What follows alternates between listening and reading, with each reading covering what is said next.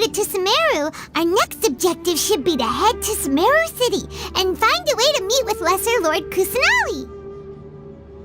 And speaking of Lesser Lord Kusanali, even though we haven't heard too much about her, she doesn't seem to be the same deity who abducted your brother. But even so, people call Sumeru the Nation of Wisdom, you know. If we can get a chance to meet the God of Wisdom, maybe she can give us some useful information. But, Paimon doesn't know the way to Sumeru City. Maybe we can climb up to that spot with the statue of the Seven on it. That'll give us a way better view of things. Even if we can't see exactly where the city is, at least we'll be able to check for some smaller settlements nearby.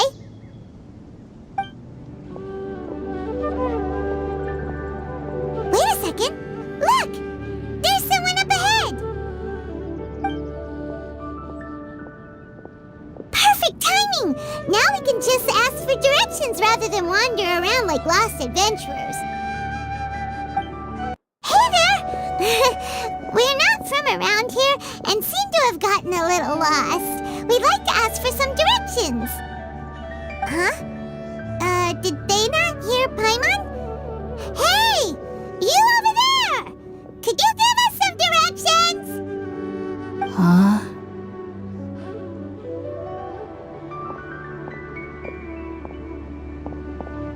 What's going on here? There's no way she could have missed that. Wait! Could she be ignoring us? How dare she? Well, even so, she might be heading someplace where we could find other people to ask. Let's keep our distance and follow her. When we get the chance, we'll just ask someone else for directions.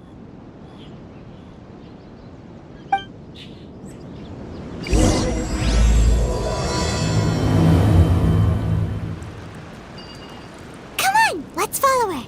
Just keep quiet and make sure she doesn't notice us.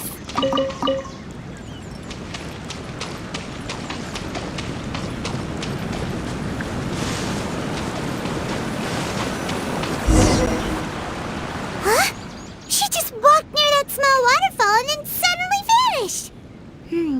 Let's go take a closer look.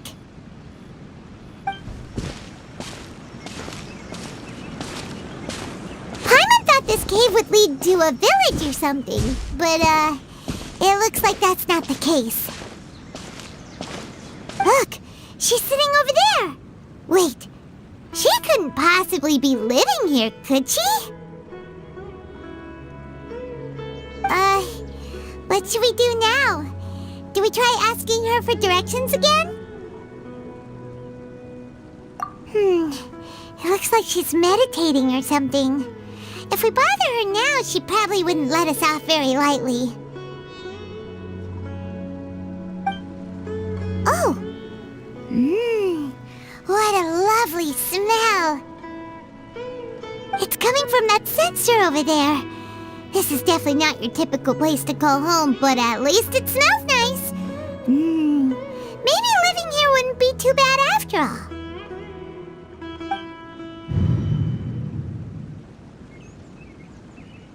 Huh? What's the matter? You don't look too good. What? Is the smell making you feel sick? Strange. Paimon doesn't feel anything.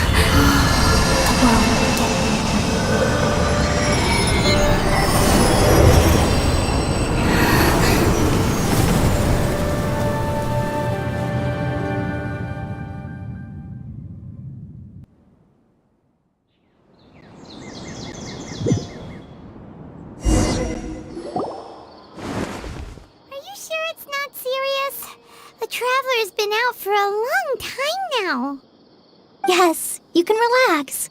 Believe me, Master is extremely knowledgeable. If he says that she's going to be alright, then there's absolutely nothing to worry about. Oh, are you awake now? Oh, thank goodness! Traveler, you're finally awake! Well, we're at... Good question. Where are we? Paimon was in such a panic when you passed out that she even forgot to ask what place this is. This is Gandharvaville. It was originally built by scholars from Sumeru as a place to rest in the rainforest. Now it's mainly used by the forest rangers as a base of operations. My name is Kale. I'm a trainee forest ranger. My master and I found you passed out during our patrol, so we brought you here.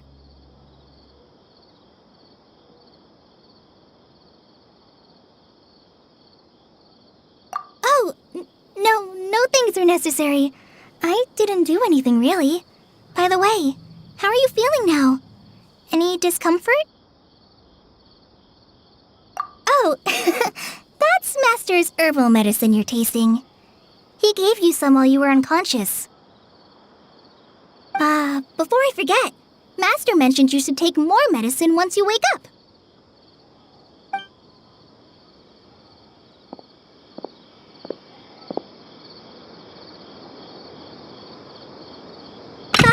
Whoops!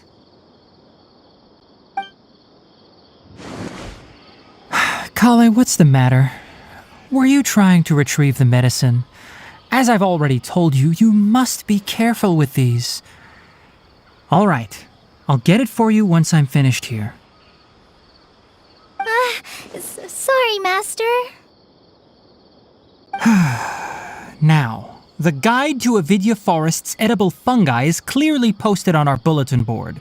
But if Farbode forgets which mushrooms to avoid one more time, I'll have no choice but to leave the guide somewhere a little more visible. Like right smack on his forehead so others can remind him to be careful. Right? This is the second time he's come down with food poisoning this month. I'll be sure to give him a good talking to. Yes, please do. If, on the off chance, Farbode simply enjoys having little imaginary fairies dance before his eyes, then we'll just let him be. But the next time he requires any of our medicine, be sure to charge him accordingly.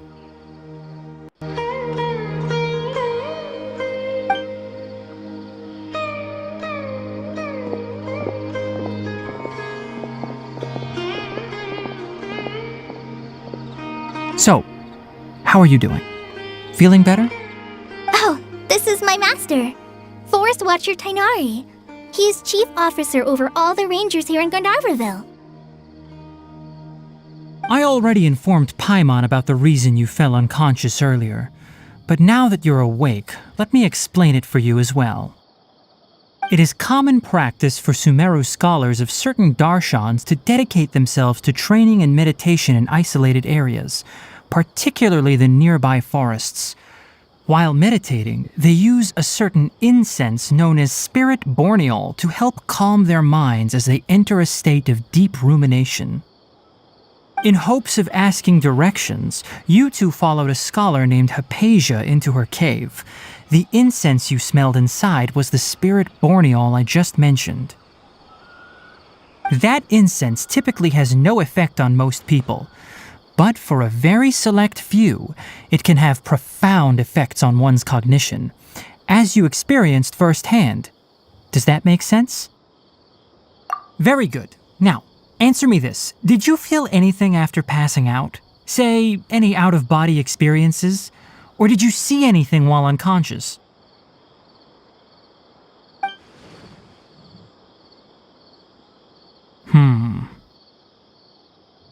Kale, let the others know to stop bringing their patrol logs here for now. Huh? Why? Because these two will be staying here for the next few days. They can have my room and I'll bunk with Amir. Now get a move on and be sure to do as I've said. Yes, Master Tainari.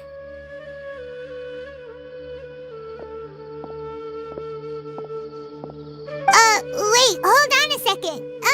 Can you tell us what's going on? Sure, let me fill you in. I originally planned to send you on your way once you finished your medicine. However, it appears now that you should stay a while longer in Gandharvaville for further observation while you recuperate. Further observation? No need to be hasty. As long as you have the capacity to judge between right and wrong, I promise that you'll understand the gravity of the situation once I explain everything to you. Based on what you saw after smelling the incense and losing consciousness, we can conclude that you experienced a powerful hallucination, which suggests your mental state is not in the best of shape. If you're skeptical, have a whiff of this. Whoa! Are you okay? You're experiencing a similar sensation as when you passed out, aren't you? So even though your condition is stable as of now, if I were to haphazardly let you leave, it's highly likely that you'd suddenly pass out again somewhere else. The rainforest is home to many fierce animals and hazardous areas. If something were to happen to you again, I'm afraid you might not be so lucky. For now, I suggest you continue taking your medicine each day and avoid wandering off on your own. At least until you stop having adverse reactions to this kind of smell, okay? Good. Now continue resting while I fire up another bowl of medicine for you. Seriously? We just arrived in Sumeru and we're already having problems left and right! Paimon knows we're set on meeting Lesser Lord Kusanali as soon as possible, but you really don't look too good. It'd probably be best to let you recover first. Hey! Are you even listening to Paimon? Paimon's over here worrying about you, you know! What's weird? You mean how you're feeling now? You mean the vision of tree roots and red skies you saw? But if those weren't hallucinations, what could they be?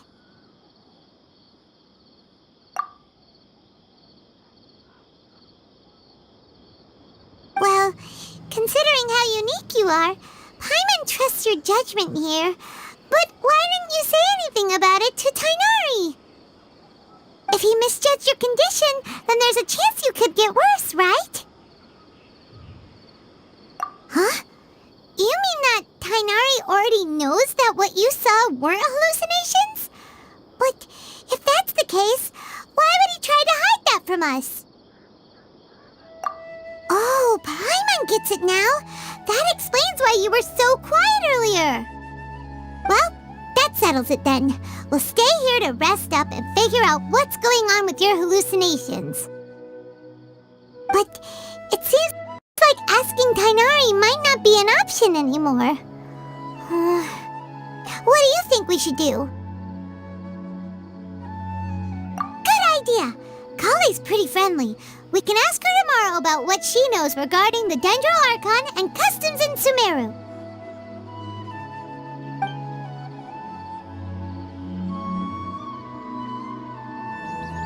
Rise and shine! Come on, it's time to go find Kale!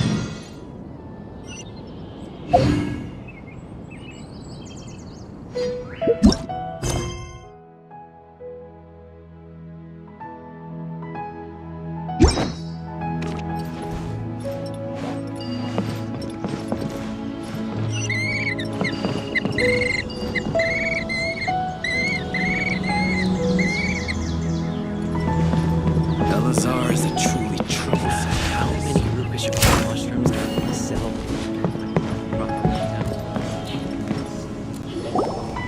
All right, next let's see your right hand. Yes, not bad. But please remember that you still need to be careful. Understand? Yes, I will. By the way, Master, I still haven't received the patrol route for today. Look, Kale, today's patrol will be a long one, so you won't be coming along this time.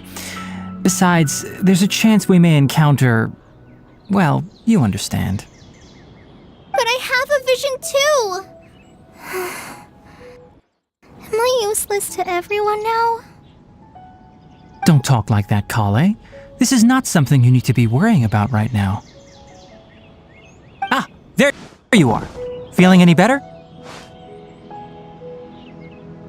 Yeah, since we'll be staying here for now, we thought we might as well try lending a hand around here.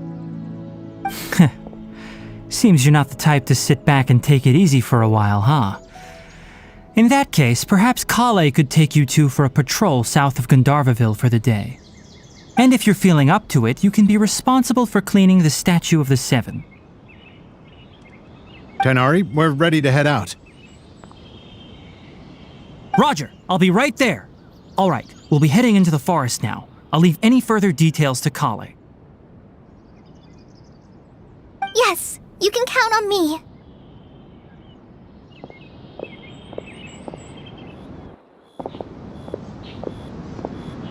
So, Kale, what exactly are we going to be doing today? Tighnari mentioned cleaning the statue just now, but, that doesn't really sound like the job for a ranger. Well, a forest ranger's responsibilities can be pretty diverse. They handle a variety of tasks, like checking the condition of outlying roads, maintaining forest facilities, ensuring fire prevention standards are met, and providing assistance to travelers and locals. As for Master, well, he has to handle more dangerous areas of the rainforest. Today we can perform routine checks on the pathway lamps as we make our way to the Statue of the Seven.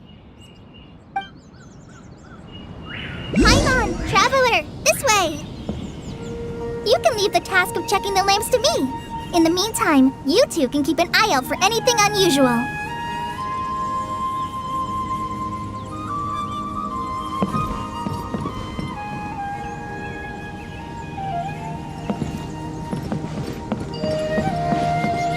Keep up!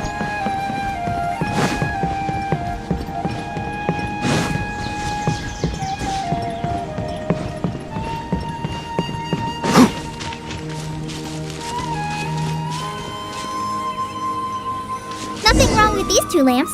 Let's move to the next ones.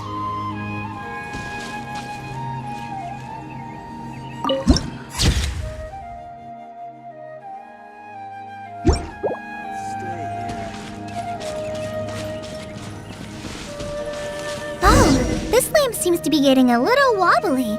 Let me make a note of it.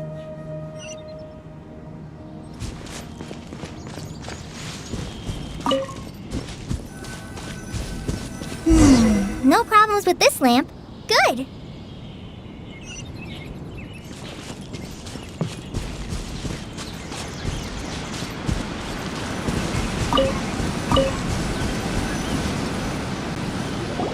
The Statue of the Seven is up on top of that large rock formation.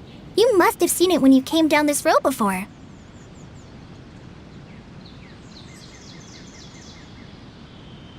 It's pretty high up there, isn't it? Don't worry. If you're afraid you can't make it up there, I'm sure Master wouldn't mind if you don't clean the statue. Oh? I guess I'll leave it up to you then. There's not much footing once you reach the statue, so be careful up there. Paimon will fly up with you and help you with those hard-to-reach areas. By the way, Kale, do you know anything about the Dendro Archon? You know, what's she like? That depends. Are you referring to Greater Lord Rukkhadevata or Lesser Lord Kusanali? Huh? Greater Lord Rukkhadevata? Oh, is that the name of the former Dendro Archon? Uh-huh. Greater Lord Rukkhadevata was Sumeru's first Dendro Archon. She created the rainforest as well as the wall of Samiel around the desert. Her works provided a means of peaceful living for everyone. To the people of Sumeru, she's not only a symbol of wisdom, but also of power and kindness. Unfortunately, she disappeared in a great calamity that occurred a few hundred years ago. According to what Master has told me, the sages later found the newly born Dendro Archon and whisked her back to Sumeru.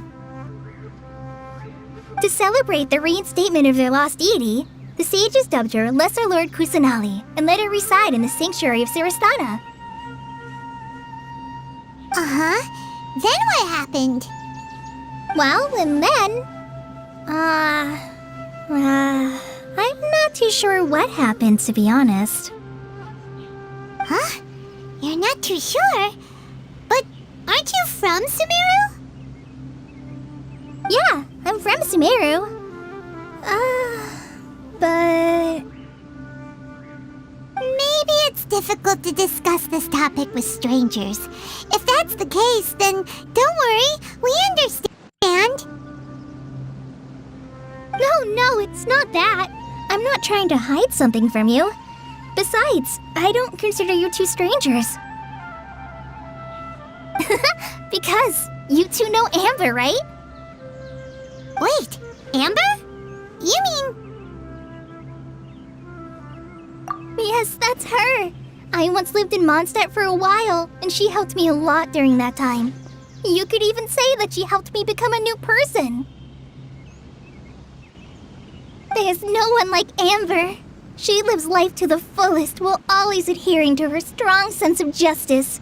She's ready to answer the call for action at any moment, but is also very understanding of others. She's like the spark that lights the fire in everyone's heart around her.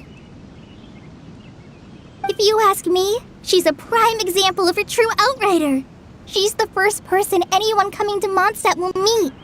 You can't help but be enthralled by her charm and enthusiasm, causing you to fall in love with the lands of Mondstadt and...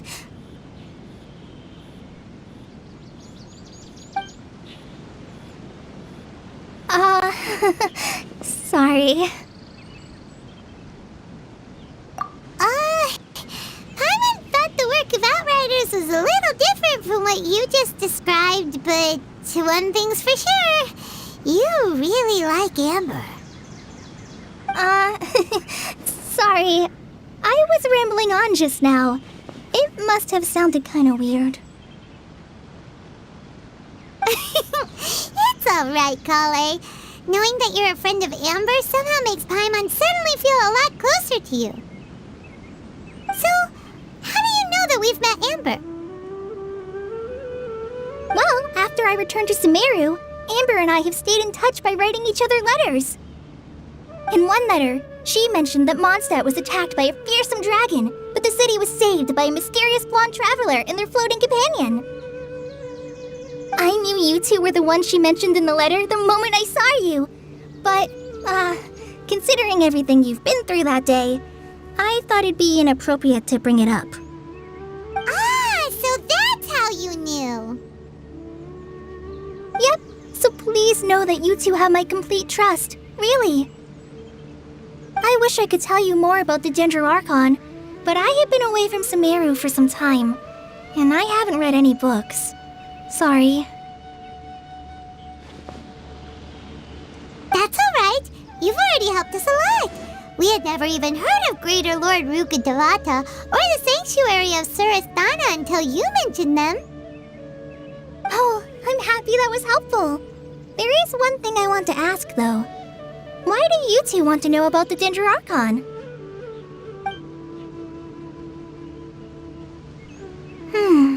So that's why you're here. Thank you for telling me your story. Don't mention it. We are friends after all, right? Alright, we have a statue to clean. You both have my thanks. While you two are up there cleaning, I'll go ahead and inspect the forest canopy. Let's meet back here shortly.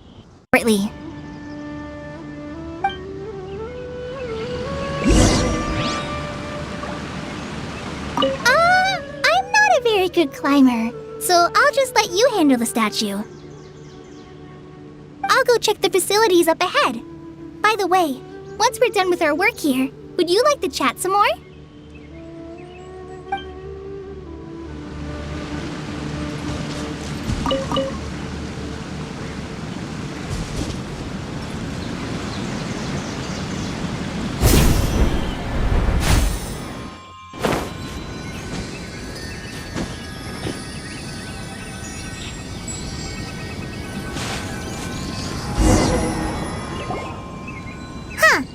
Now that Paimon looks at it, the deity that's carved on the statue is kinda small. Do you think she's supposed to be Greater Lord Rukkhadevata or Lesser Lord Kusanali?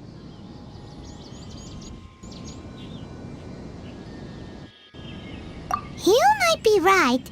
The statue does look kinda old. Well, anyway, we'll have to figure that out later. Let's get started on cleaning the statue. Paimon will fly up and take care of the top, and you clean everything below.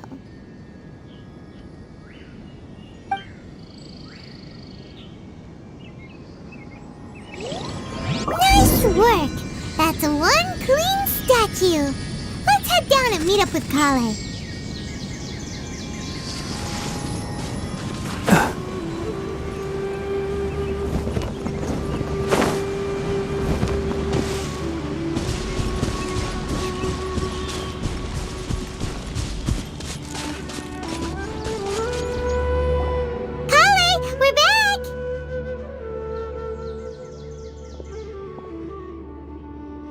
Welcome back!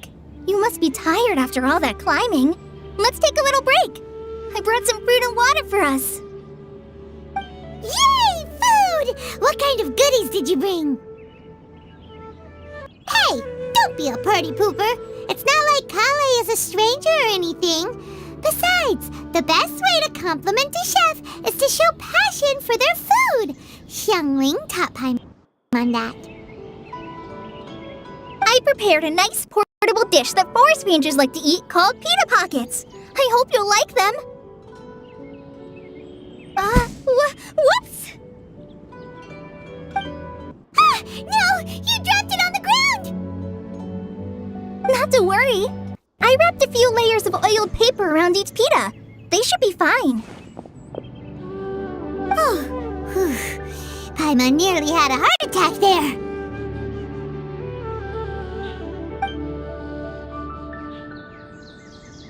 Those pitas are amazing! You're quite the cook, Kale. Thank goodness you wrapped them in paper.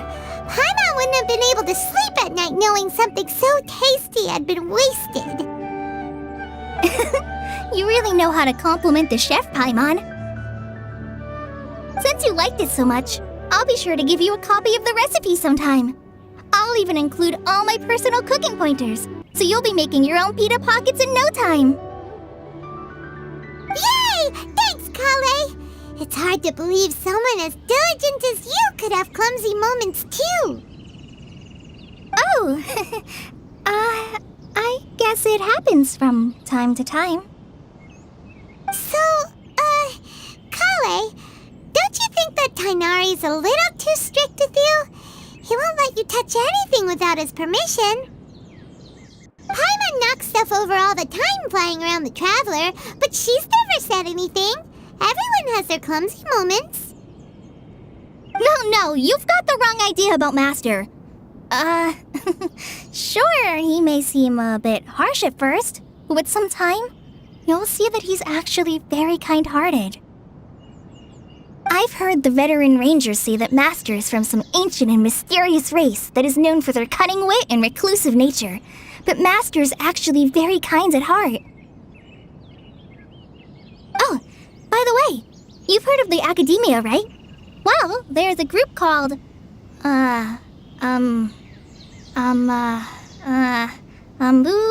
something? Well, anyway, because Master does a lot of research on plants, sages from the Academia have written him many times, inviting him to take up an official position there. But Master declines their offers every time, saying, Sumeru City is too noisy. It'd be bad for my ears. I know, right? I've always wanted to pet them too.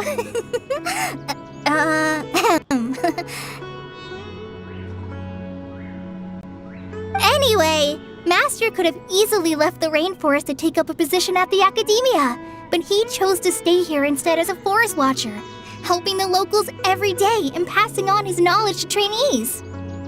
In fact, Master's the one who taught me how to make pita pockets. Really? Paimon would have never guessed that. Oh, speaking of Tainari, he was the one who took care of you after finding you passed out yesterday. He even carried you all the way here. Paimon's still kinda upset, though. He kept scolding Paimon the entire way here. Oh no, I'm sorry. Master might have been overreacting a little. But, it's mostly because Paimon wouldn't stop yelling, "Why, oh why? Is she going to die?" It probably started to get under Master's skin after a while. Hey! Don't laugh! Paimon was genuinely concerned about you.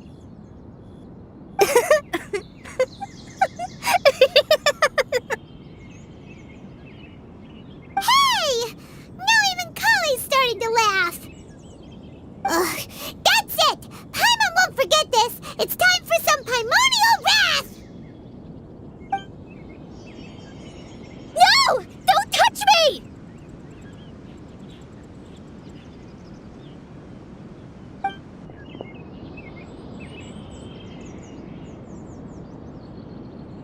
Oh, sorry, Kale. Paimon didn't mean to scare you. No, I just... I didn't mean that. Kale, are you okay? What's the matter? No, I'm... I'm fine. I'm sorry. I must have startled you both reacting like that. Oh, well, it's getting late now. Let's hurry back to Gandharvaville. I think Master and the others should be back by now, too.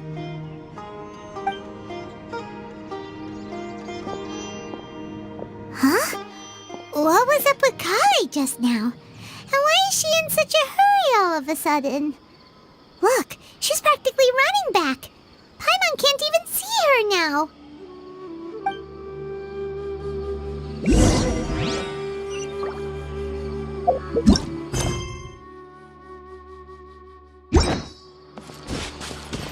Keep up! Ha! Keep up!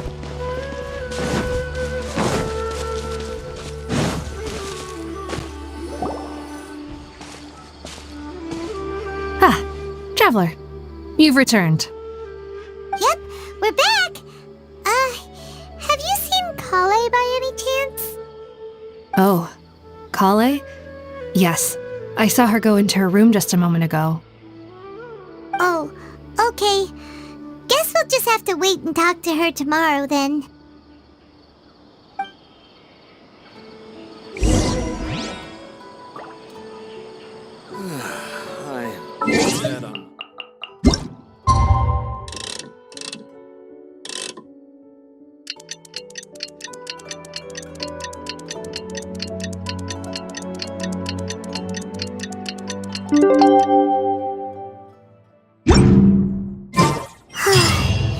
Paimon was thinking all night about what happened with Kale and still can't figure out what the problem might be.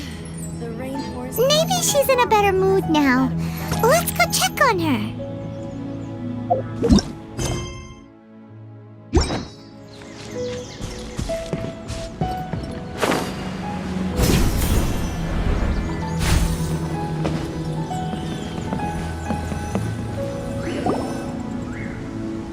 Ah, it's you two.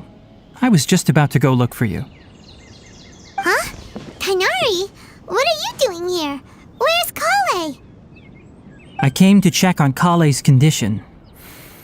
To put it simply, she's not well. You mean she's sick? How could she be... Oh, wait a minute. Could it be because of what Paimon did yesterday? No need to worry. Something as small as you could never harm her. This sickness is something that Kale has been dealing with for some time. Kale has been more excited than usual since you two arrived. A little too much so, to be honest. She hasn't remembered to take care of herself. I suppose it's understandable, though. She hasn't been around anyone she considered a friend for some time now. It must have been refreshing for her to have you two here. So, Tainari, what's really wrong with Kale? Let's take this conversation elsewhere. Kale just fell asleep after taking her medicine. She needs some peace and quiet.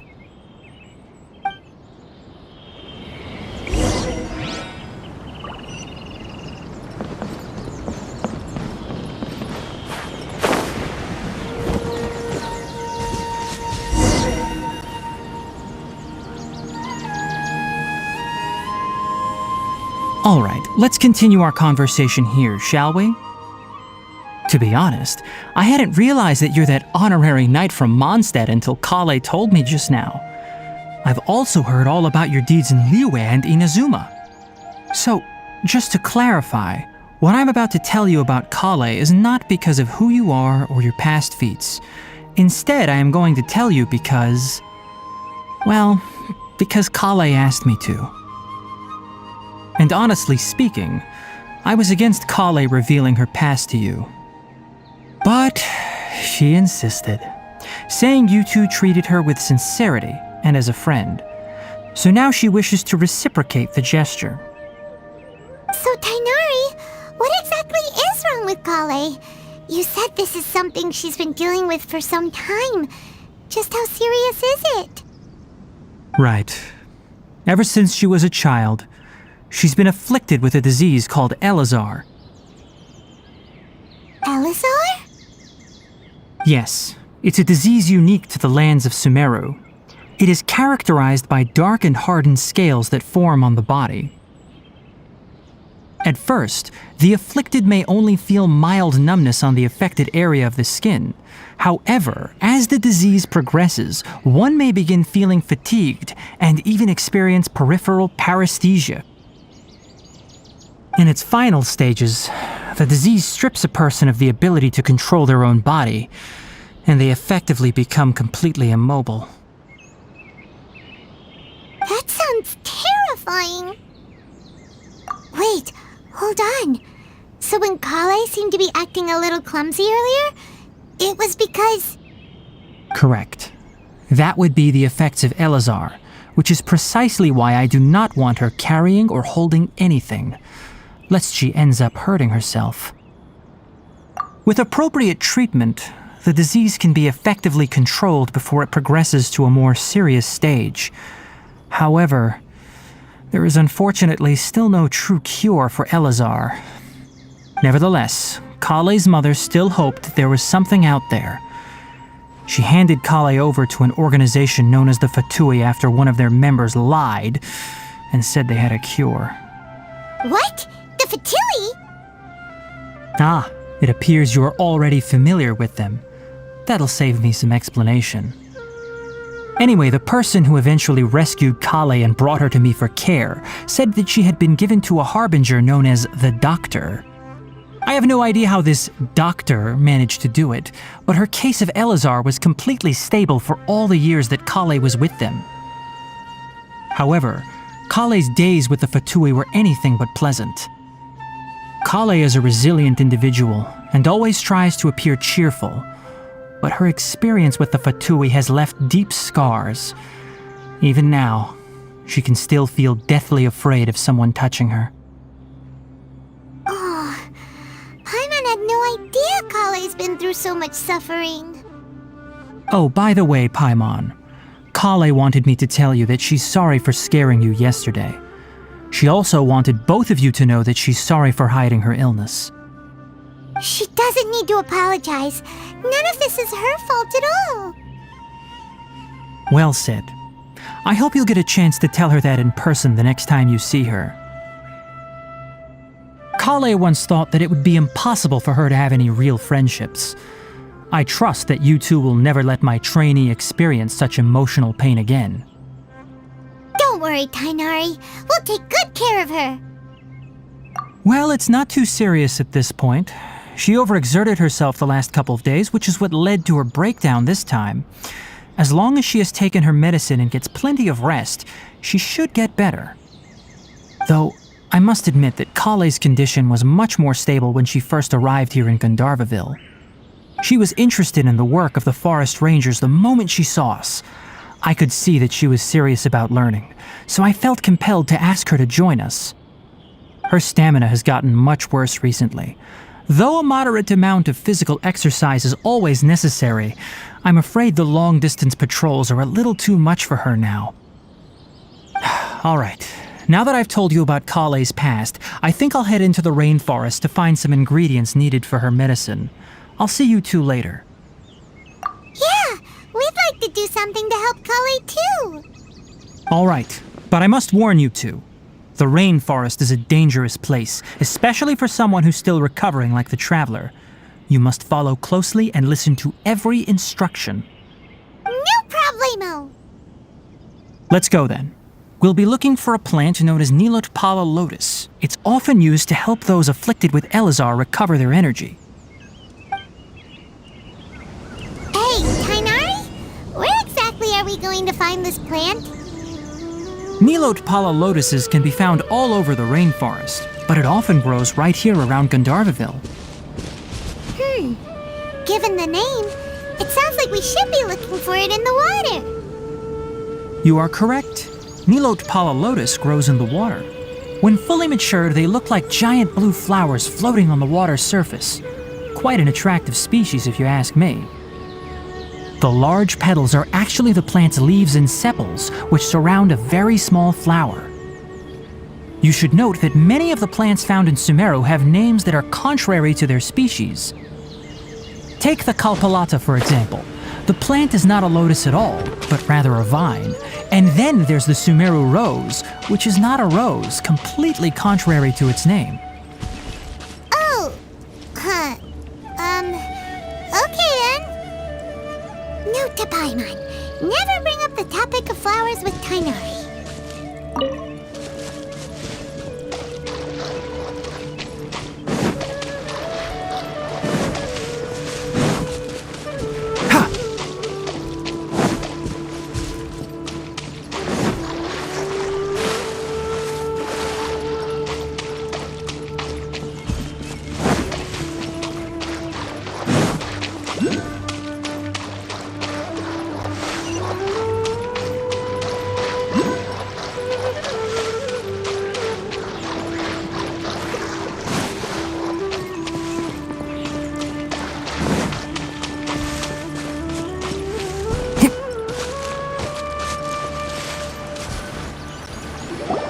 There should be Nilotpala lotuses growing somewhere in this area.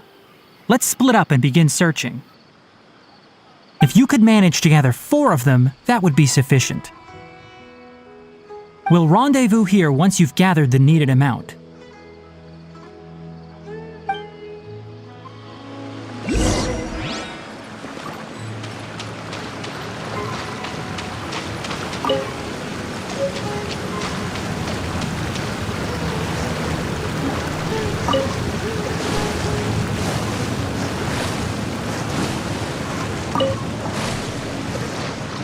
Alright, we've gathered enough Nilotpala lotuses.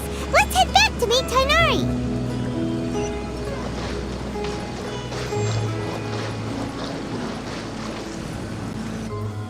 Hey Tainari, we found the lotuses you requested. Let me take a look.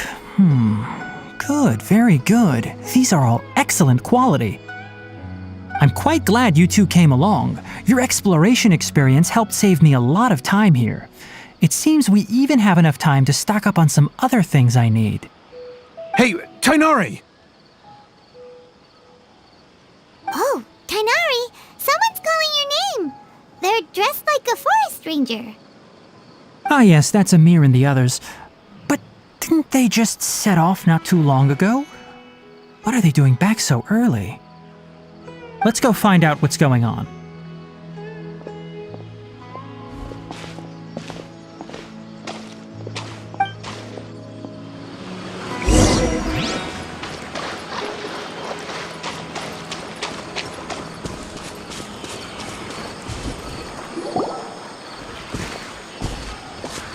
Tainari, thank goodness we found you here. We were just about to head back and find you at Gandharvaville. What's going on? We just discovered a withering zone. The Withering is back? But the patrol route you were on should have been already clear just a week ago. It reappeared so quickly. Can you tell me the exact location? It's up ahead, deep in the river valley. It's appeared in a spot that blocks nearly the entire narrow part of the valley area, so we decided to come find you as quickly as possible. And the radius of the contamination? Sorry, I couldn't get a clear enough view to tell. No one in our patrol team had a vision, and it appeared to still be spreading, so we didn't risk getting any closer. Okay, I understand. You made the right decision. I'll go deal with it right away. In the meantime, please guide these two back to Gandharvaville. Wait, Kainari, why don't you let us help you? You two have only just arrived in Sumeru. You're still unfamiliar with many things in these lands. There's a unique type of anomaly that occurs in the Sumeru rainforest. It's called the Withering. The affected areas not only cause nearby vegetation to wither, but it's also lethal to wildlife and even people. If you don't carry a vision, then you should think twice before approaching such places. Yes, Amir is absolutely right. I wasn't kidding when I said the rainforest is a dangerous place. As Amir said, only someone with a vision, that is, the power to manipulate elements, will be able to resist the withering's corrosive effects for a time. That's right. If any of the forest rangers without a vision come across a withering zone, we first make a record of the location and then have a ranger with the proper abilities deal with it, like Tainari here. Only someone with a vision can venture within a withering zone and find a way to deal with it. But you don't seem to carry a vision. Don't worry, she may not have a vision, but she's a real pro at using the power of the elements. It seems the rumors about you are true. In that case, all right, you two may accompany me. We typically only teach visitors how to identify the withering as they're about to leave Gandharvaville. We'll make an exception today and show you what it looks like up close.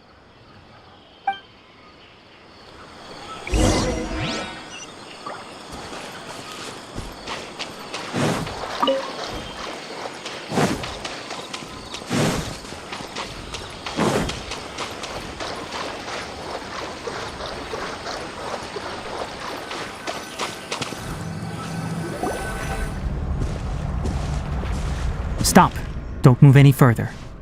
Look there in the distance. Huh? Where? Oh, look! Those plants have withered! That whole area is kinda gloomy. Even the air looks like it's filled with ash. Oh, Paimon doesn't like the look of this. That is the withering. All right, traveler. We're going to have to enter that withering zone. Once inside, we'll need to look for what we call tumors of the withering. If we eliminate those, then the area will be saved. Thank you, but I must warn you. Don't push yourself. This is your first time handling this sort of thing, after all. Even with elemental powers, once you step inside the withering zone, you may experience extreme discomfort. If at any point it becomes too much, return outside the zone and take a breather. It could become a matter of life and death. You ready then? Let's go.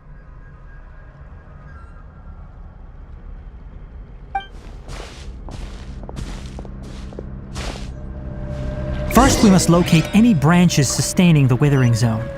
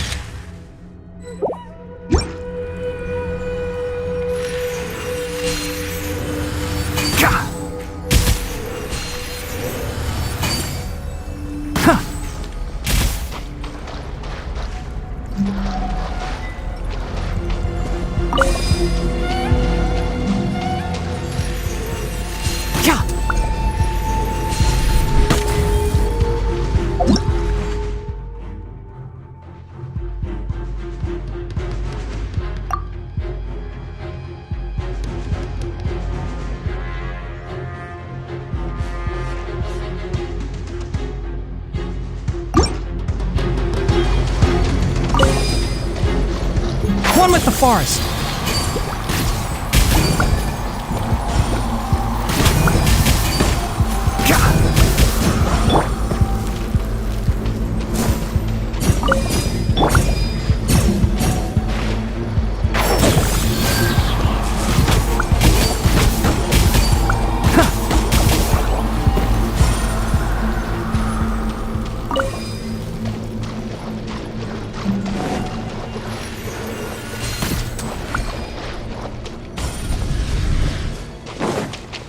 Can't see?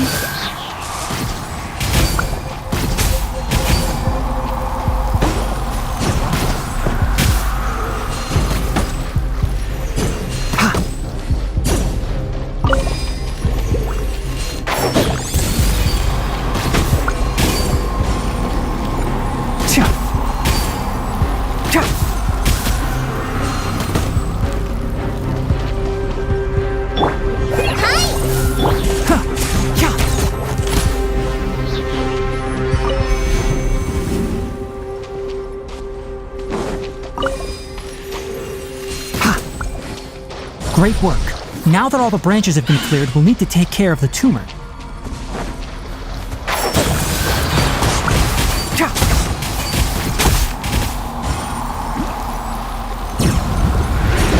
Now, destroy the tumor of the withering.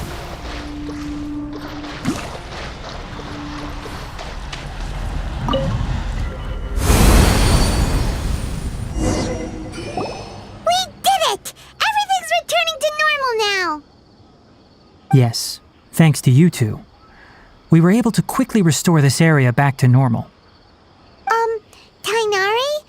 You make it sound like we did well, but why does Paimon have the feeling you're worried about something? It's that obvious, huh? Alright, it's like this. Recently, the rate at which the Withering Zone appears has been increasing. Even though we were able to quickly clear that Withering Zone, it won't be long before another one appears. If that simply meant more work for me, then that wouldn't be an issue. But it's far more severe than that. The Withering is leaving lasting effects on the rainforest itself. For instance, even though we cleared out the Withering Zone, many of the plants that were affected will not recover.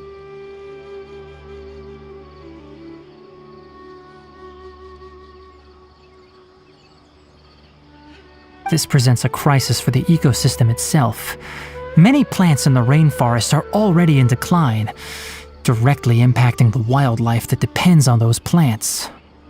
And most disturbingly, as the appearances of withering zones have started to increase, Kale's case of Elazar has also become more serious. Huh? Well, why's that? I'm still not sure of the exact reason. However, I've received word from acquaintances at the academia that similar cases are being reported for patients with other conditions. No, none that we know of. The withering has been recorded in Sumeru for millennia. It's said that it originates from the depths of the world. By the way, have you heard of Irminsul before? Irminsul is a tree located deep beneath the surface. Although it isn't like any tree we know in a biological sense, you can basically think of it as a large tree that grows downwards rather than upwards. I'm sure you've heard of ley lines, right? They're like the roots of Irminsul, spreading and extending from a massive cavern deep underground all the way up to the surface.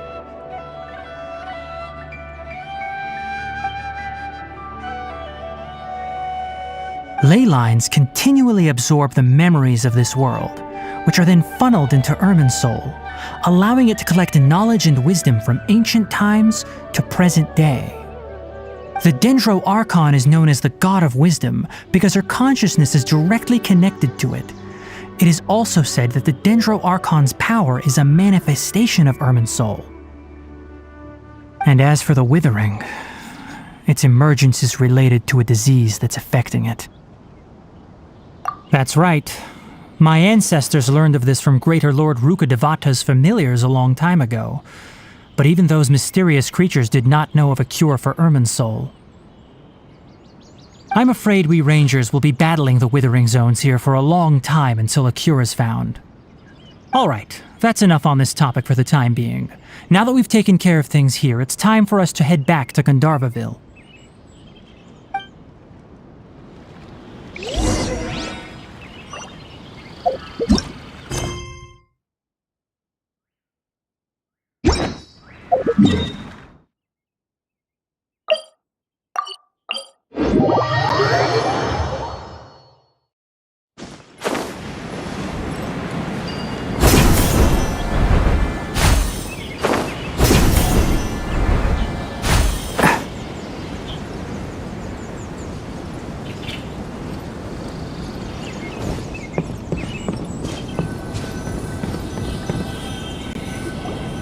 Oh, Tainari, you all made it back.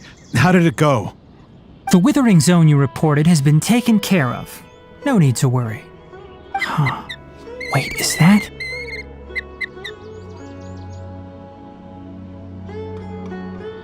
Oh no, Hypatia!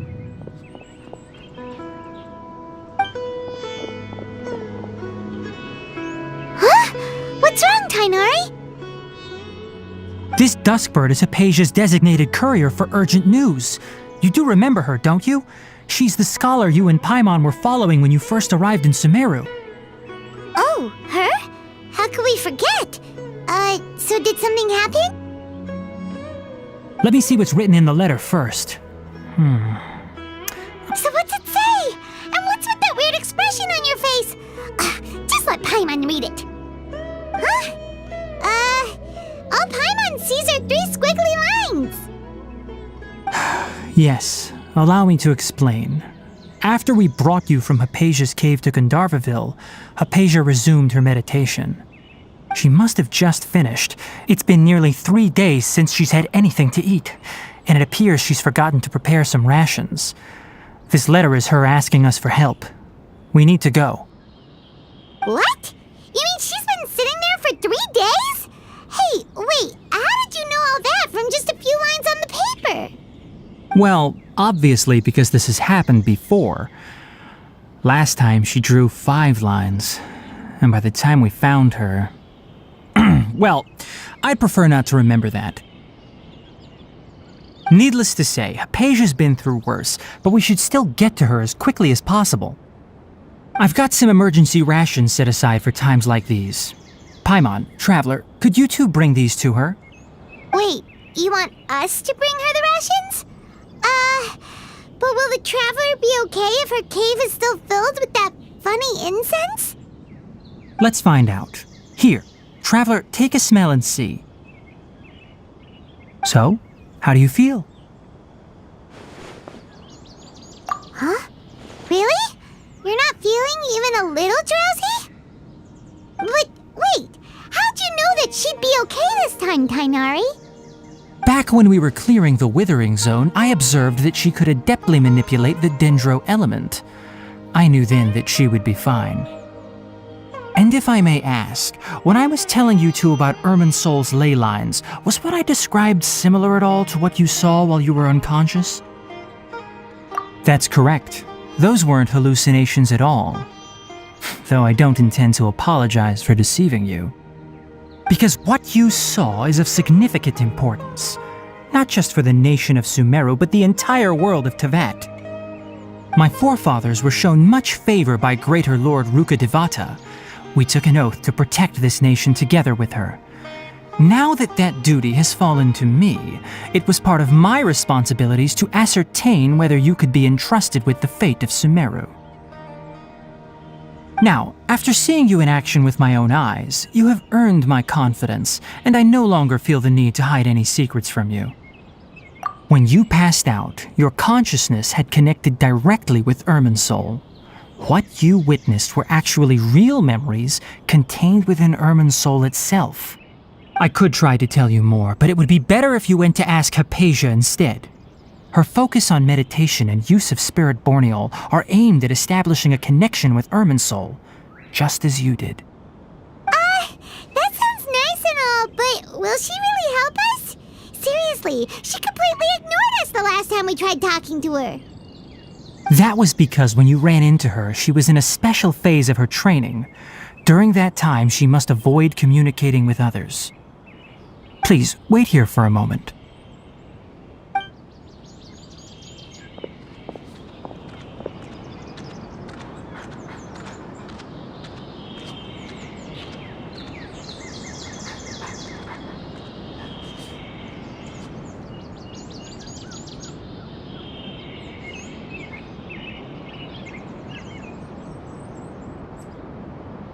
Here, take these. It's a meal I packed for Hypatia, as well as some other ingredients. I'm sure it'll come in handy. Also, here's a letter that I would like you to give to her. Just show it to her and she'll answer any questions you may have. No, I should be the one thanking you. You've both been a great help these last few days.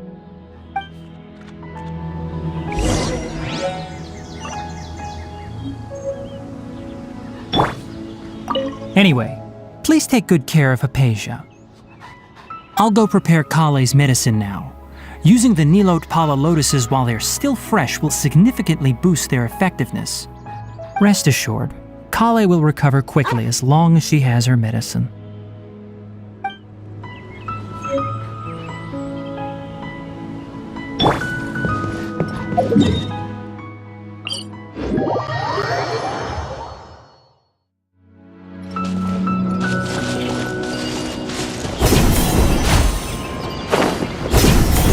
Hypatia should still be in the cave. Let's go inside and see how she's doing.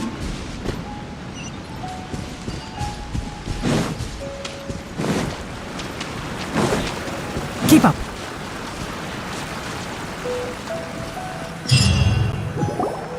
Hello? Hypatia? Hey, there's nobody here. Maybe she went out to look for some food. Let's try looking around the area.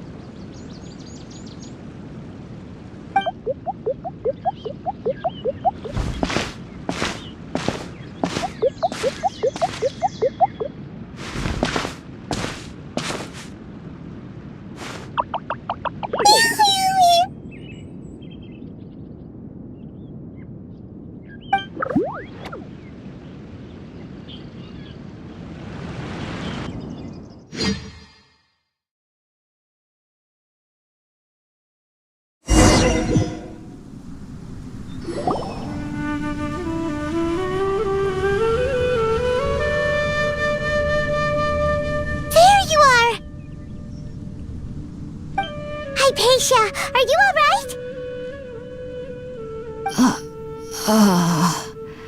So hungry. Need water. There's no way we can get her to eat in her current condition.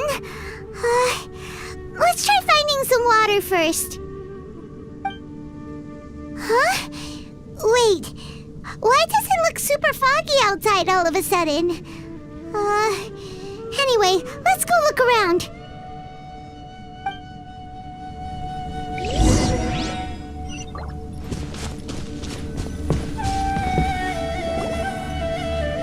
Huh? How'd things out here end up looking like this? What happened? And where are we? Really? Oh, maybe you're right. Let's go investigate the area.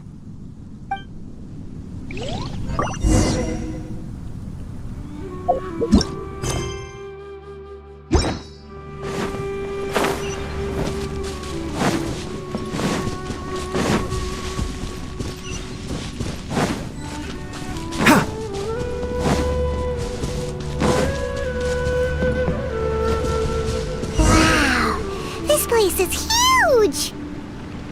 Paimon knew there's something off about that cave. Let's think of a way to get over there and have a closer look. Who knows? Maybe we'll find a lead of some kind.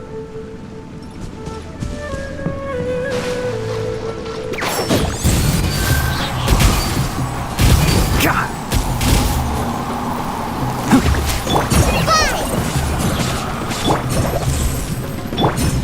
Can't see?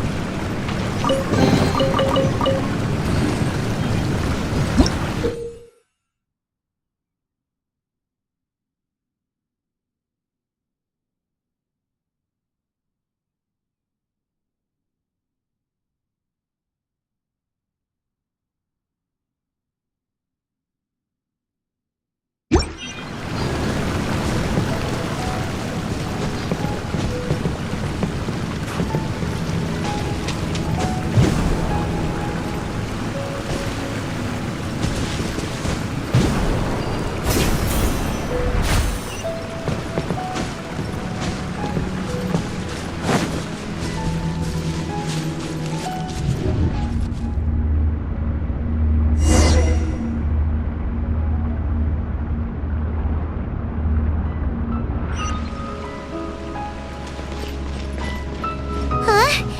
What happened just now? Why'd everything around us suddenly change?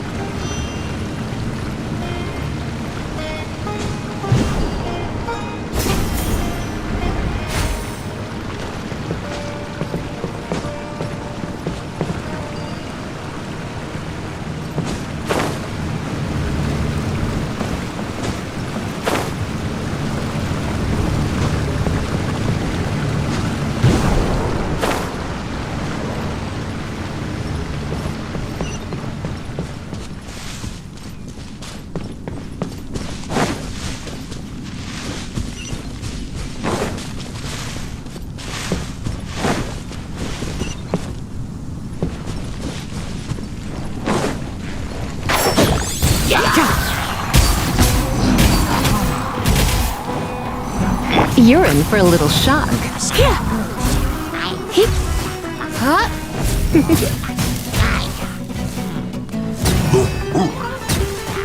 You're in for a little shock. Enshroud!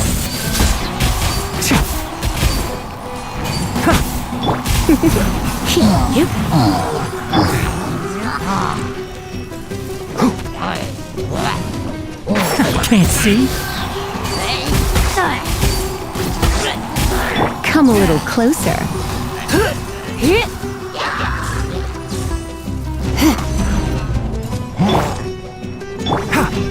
One with the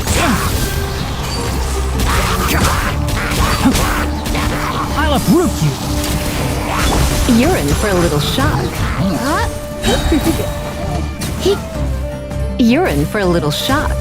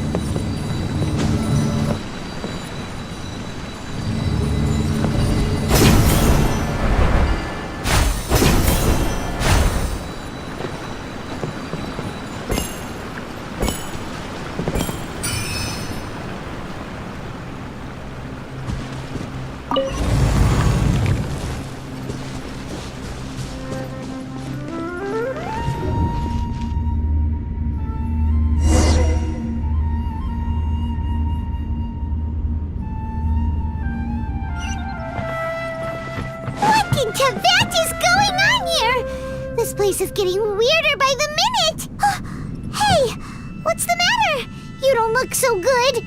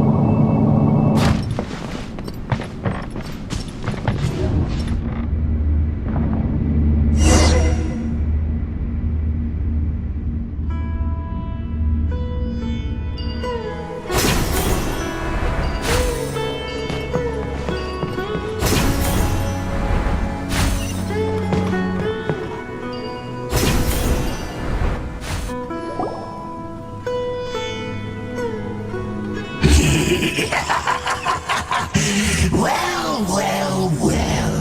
Looks like we meet again, traveler. The Abyss Herald! What are you planning to do in this strange place? Strange place. Plotting. You needn't worry about such things. They don't concern you. Bow before the abyss! Can't see? Decimate!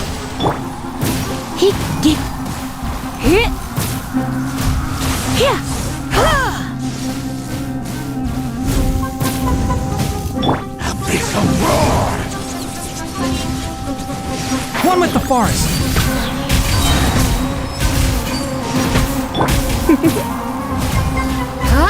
You're in for a little shock. Decimate! Enshroud! Abyss! Grant me new life! Come a little closer.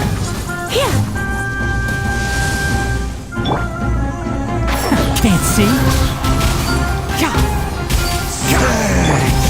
You're in for a little shock. The world will fall! Huh? Why can't we beat this guy? Oh, Paimon doesn't get it! We faced others like him before! What's wrong this time? Traveler, though you may have managed to avert countless crises before, your good fortune was bound to end sooner or later.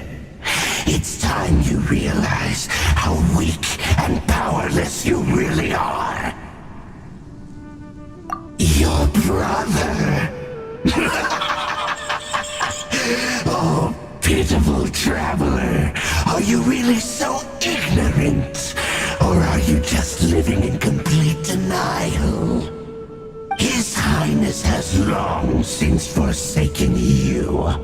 Your meager existence in his eyes is that of an annoying bug, only to be stepped upon.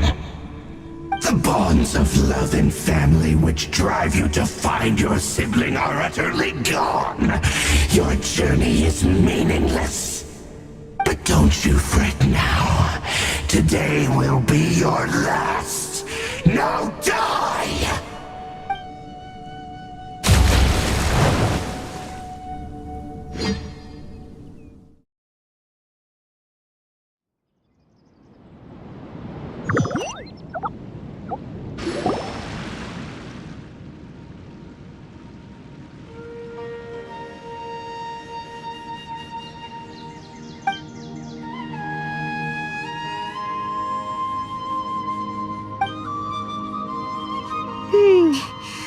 do we do? We haven't seen Hypatia anywhere out here. Oh, there she is! Quick, let's see how she's doing. So sweet. Well, the good news is that she's still conscious. Hey, why'd you drop her food on the floor like that? Oh, guess that makes sense. She does look kind of rough at the moment. Anyways, we can talk about this later. We better make sure she's alright first.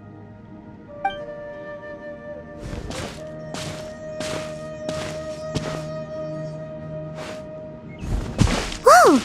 Wait a sec. Look at all this fruit lying around her.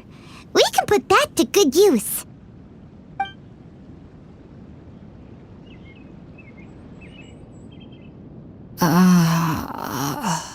Who is there? Tainari, is that you? Huh?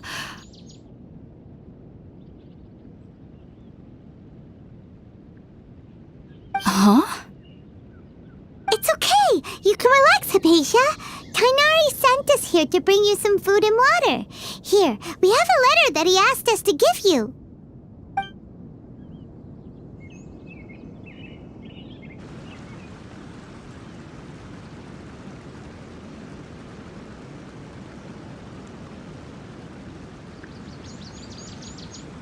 I see.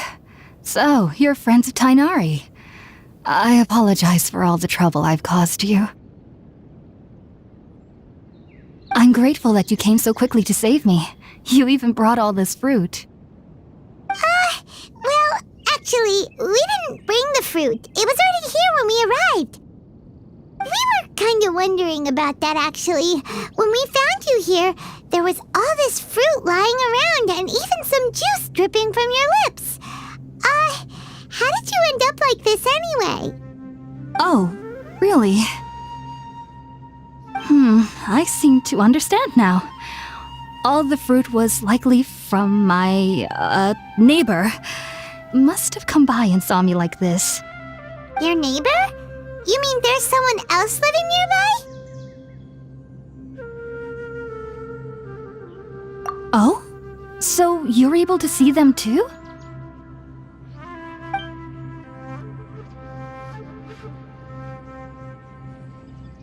Wait, hold on a second, Traveler. You say that before we arrived, you saw some mysterious creature and suddenly had a strange dream? Isn't that a little too crazy to believe? No, I actually do believe what the Traveler is saying. I myself had a similar experience once before and ended up scaring my timid little neighbor here. You needn't worry. They mean you no harm. They only dragged you into the dream because they hoped to buy themselves a little time in order to scurry away. So, Hypatia, just what kind of creature is your neighbor exactly?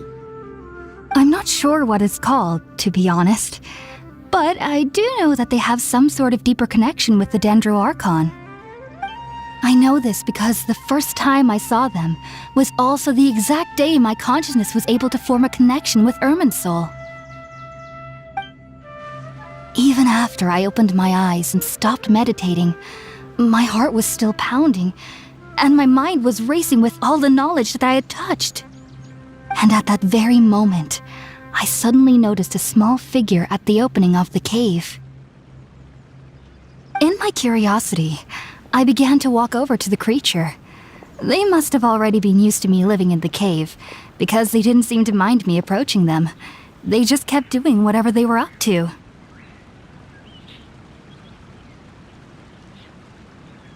It wasn't until I crouched down next to them that they suddenly realized that I could see them. Oh! And then?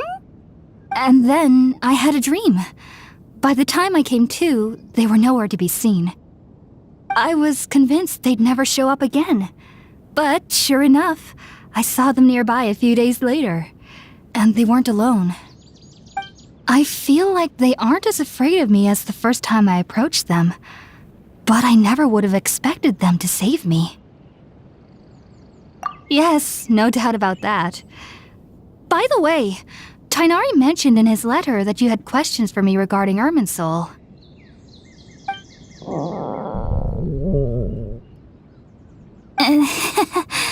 Sorry about that. Sounds like just drinking juice still isn't quite enough for my stomach. Well, if somebody hadn't dropped the food earlier...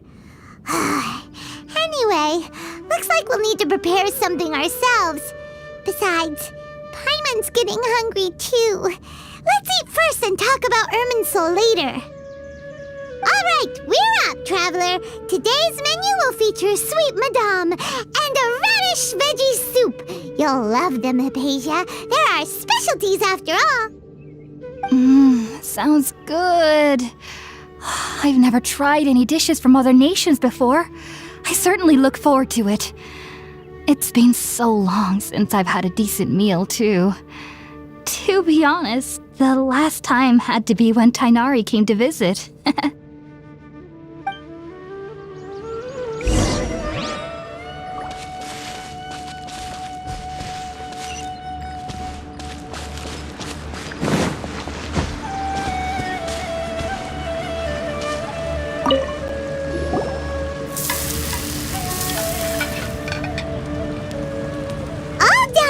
Let's use the empty box that Tainari gave us since we already washed it. Oh, it smells amazing. And the box is a nice touch too.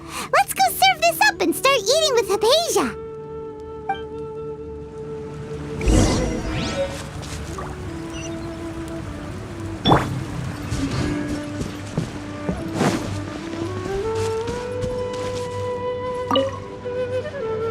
Are you already finished cooking? Smells delectable. I'm truly thankful whenever I can enjoy a proper meal like this. Cooking really isn't my forte.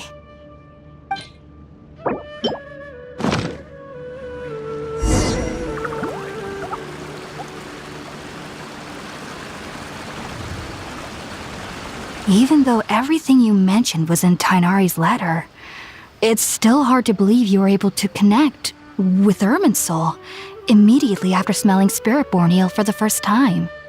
It took me nearly 3 years before I could do so. And everyone at the Academia even lauded me as a genius. You should know that some researchers spend their entire lives without ever successfully connecting with Irminsul as you have. So why does this incense allow people to connect to Irminsul? The ingredients used to make Spiritborn ale primarily consist of plants created by Greater Lord Rukkhadevata. These special ingredients are conducive to heightening our senses to the Dendro Archon's power. Since the root of the Dendro Archon's power lies within Irminsul, we can occasionally tap into her powers to peer into the depths of the earth. Naturally, anyone who can establish a connection with Irminsul in their first ever attempt must be a person of great understanding. Makes sense. But Paimon's got a question. Why was she sensitive to the smell of those plants for such a long time? That was primarily due to her body's unique constitution. Stimulated by the incense, she could perceive the Dendro Archon's power and experience the sensory overload, hence the adverse reactions. Taking in any scent similar to the ingredients of Spiritborn ale would cause adverse effects. Not to worry though, it appears you've already fully recovered.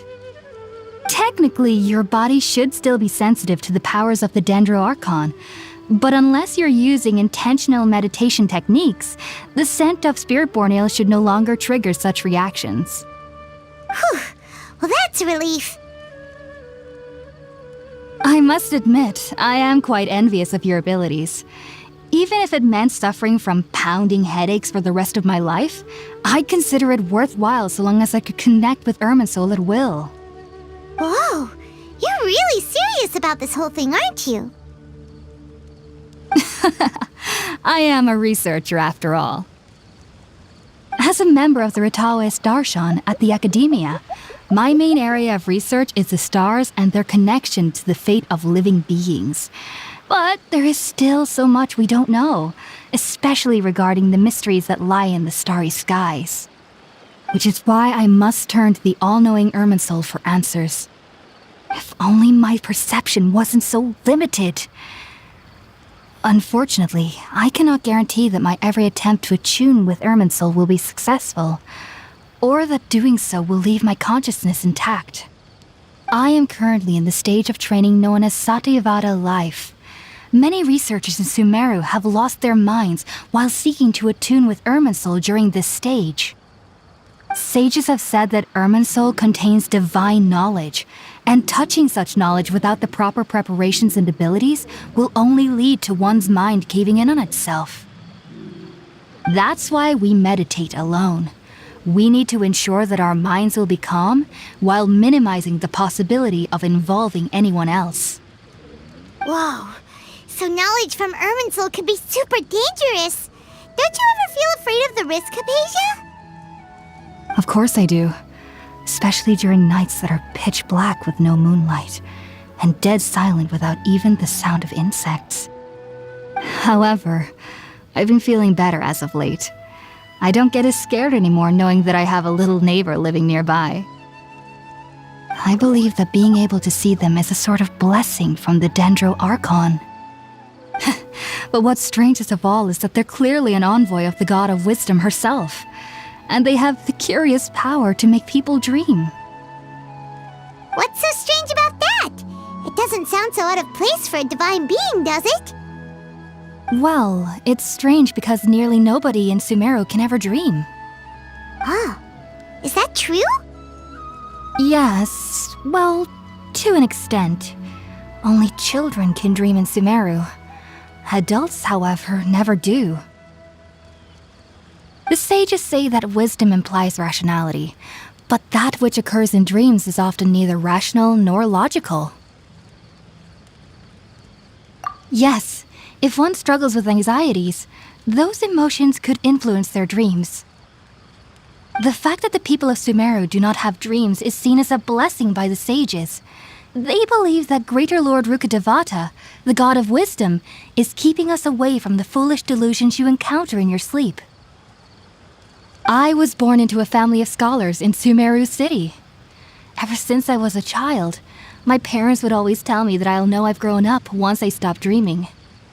I studied hard, enrolled as a student in the academia, and went on to become a researcher. Sure enough, I never dreamed again. But then, on the day I scared the little Aranara, I suddenly saw a dream again. It was incredible. Though I don't exactly remember what I saw, I clearly recall the feeling. I suddenly felt like I was a child again. Back then, I was foolish and ignorant as any youth would be, but I was free of fear. Maybe dreaming isn't as bad as we've made it out to be. Just be sure not to speak of this if you travel to Sumeru City. They'll look at you as if you've lost your mind. So, do you have any thoughts about the things she saw when she connected with Irminsul? Sorry, I'm afraid I don't have any answers as of now.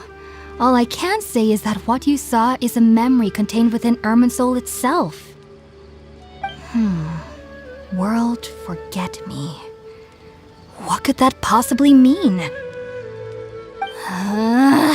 If only I could ascend past Satyavada life and begin Paripurna life, I might have some more answers for you. If you two are ever in the area again, please be sure to come and see me. There's no need to be thanking me. You two are my saviors. Besides, I'm already looking forward to tasting some more of your cooking.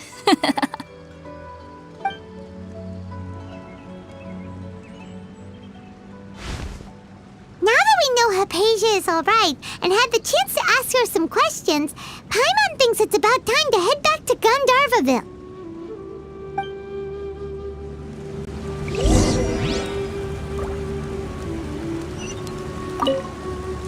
Heading out, I see? If there's anything else you'd ever like to ask about, you know where to find me. Even though that little neighbor of mine was able to induce a state of dreaming, I doubt they were able to control the actual contents of the dream. The end of your dream seemed quite terrifying. Perhaps there's something that's troubling you deep inside? Not to worry, though. I'm sure you'll be able to handle whatever comes your way in the real world. As someone from Sumeru who cannot dream, I needn't ever worry about nightmares. But lately, I've started to feel that I'm somehow missing something without dreams. It's a little hard to explain. Heading out, I see? If there's anything else you'd ever like to ask about, you know where to find me. Sumeru researchers use Spiritborn Ale to assist them in connecting with Irminsul to extract knowledge from it. Though the process can be risky, we believe that the knowledge gained is worth it. Unfortunately, I cannot help you understand your dream, at least not yet. I'm still learning how to attune to the depths of Irminsul myself. I hope that I'll be able to ascend past Satyavada life and gain deeper insights. Heading out, I see? If there's anything else you'd ever like to ask about, you know where to find me. I've heard local children here in the rainforest speaking of fairy-like creatures, but I'm from Sumeru City and have never heard of such things when I was a child. Perhaps this is because I had a very strict upbringing. My parents would seldom allow me to play with other children. I doubt they'd ever believe me if I told them about my little neighbor out here. And speaking of my little neighbor, I think they can somehow sense when Tighnari is coming to visit me. I've noticed on several occasions that as they're playing under the trees, they'll suddenly tense up and scamper away for no apparent reason. Shortly after they do this, Tighnari always shows up here. Perhaps I should ask Tighnari about this the next time I see him. Heading out, I see? If there's anything else you'd ever like to ask about, you know where to find me. Take care. Do remember to come visit anytime you're in the area. I would be happy to chat with you.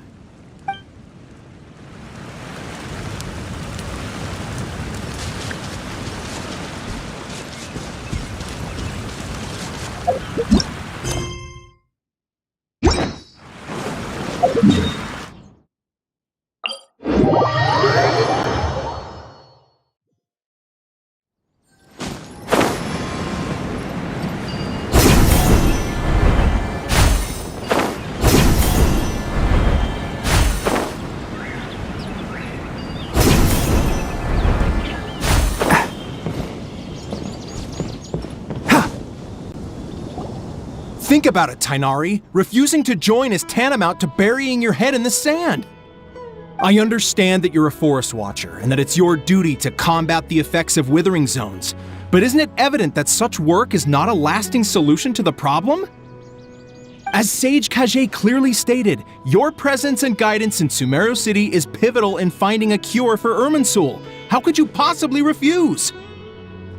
Keep your emotions in check, Ghulam. Let's at least listen to Tighnari's reason for declining. We're here to invite him to the academia, not to cause a scene. Sage Kage, I am truly honored that you came here in person, but I'm afraid I must still decline your invitation. I am merely a forest watcher. How could the great minds of the Haravatat have any need of someone like me? Well, it turns out that your refusal letter had some implications on your master's reputation. He is a renowned sage of the Immorta, after all. So now I've come here in his stead. I see. And I figured that given his temper, he would come here and berate me personally. Tighnari, your master is an integral part of this effort, and now he requires your assistance. And what exactly does my master need of me, Sage Kage?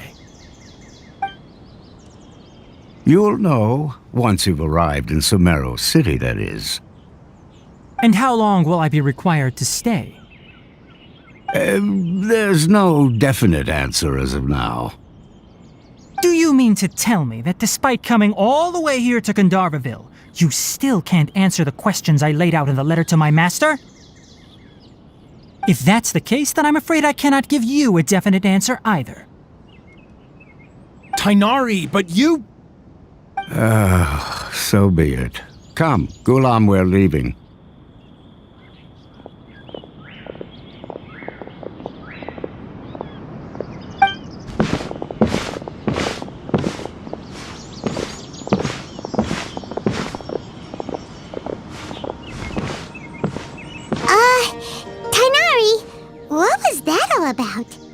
It's nothing. Some people from the academia wanted me to go to Sumeru City to assist them with a project, but I had to refuse on account of all my responsibilities here. But all that can wait. How did things go with Hypatia? It was quite the eventful trip, but the main thing is that she's safe and sound. She answered a bunch of questions for us, too. Very good. Now that the traveler has made a full recovery, there shouldn't be any reason for you to tarry here longer. I assume you will be heading to Sumeru City, correct? That's right. We want to meet Lesser Lord Kusanali and ask her for advice. Do you have any idea on how we can find her? Sorry, I'm afraid I don't have any advice for you there. Well, do you at least know anyone we can try asking in Sumeru City? Let me think. My trips to Sumeru City have been fairly short, and most of my acquaintances are researchers. How about this? I'll write you a letter of introduction that you can give to a researcher I know. He's from the Amorta Darshan and is adept at gathering information. Asking him might prove worthwhile. Also, when you enter Sumeru City, you'll probably end up receiving something like this item here. I'm not sure if it will ever come in handy for you, but maybe you can give it a try. Oh? What is it? It's called an Akasha Terminal. It's a tool produced by the Academia that utilizes the legacy of Greater Lord Rukkhadevata. Some say that this very item is the basis of Sumeru's reputation as the City of Wisdom. Needless to say, this device and its usage fall under the Academia's expertise, so I'll leave it to them to show you how to use it. Great! Next up, Sumeru City! But wait, before that... That's right! Tainari, we have something important to say to Kale before we leave. Is she doing better now? Yes, she's doing much better. After being confined to her bed all this time, I thought a little walk would do her some good. Last I saw her, she was taking the path towards the North Crossing. She knew you two would be leaving soon, so she must have wanted to see you off. Thanks, Tainari. All right, let's go! Farewell, and good luck to you both.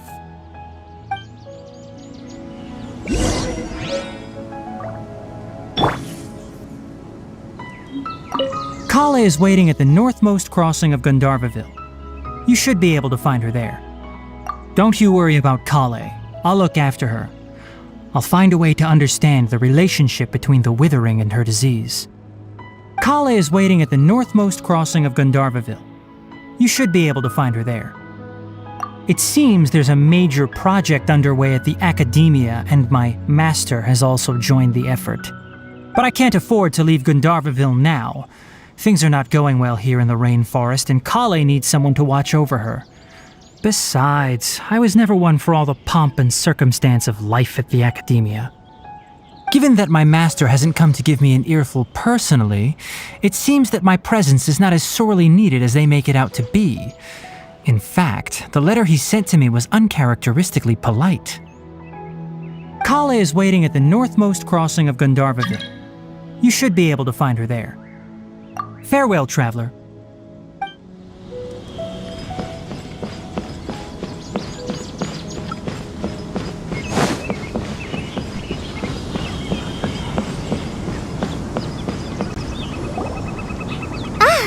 I've been waiting for you two.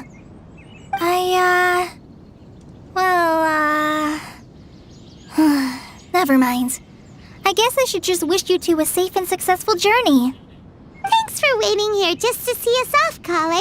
We're headed to Sumeru City. Don't worry about me. I can take care of myself.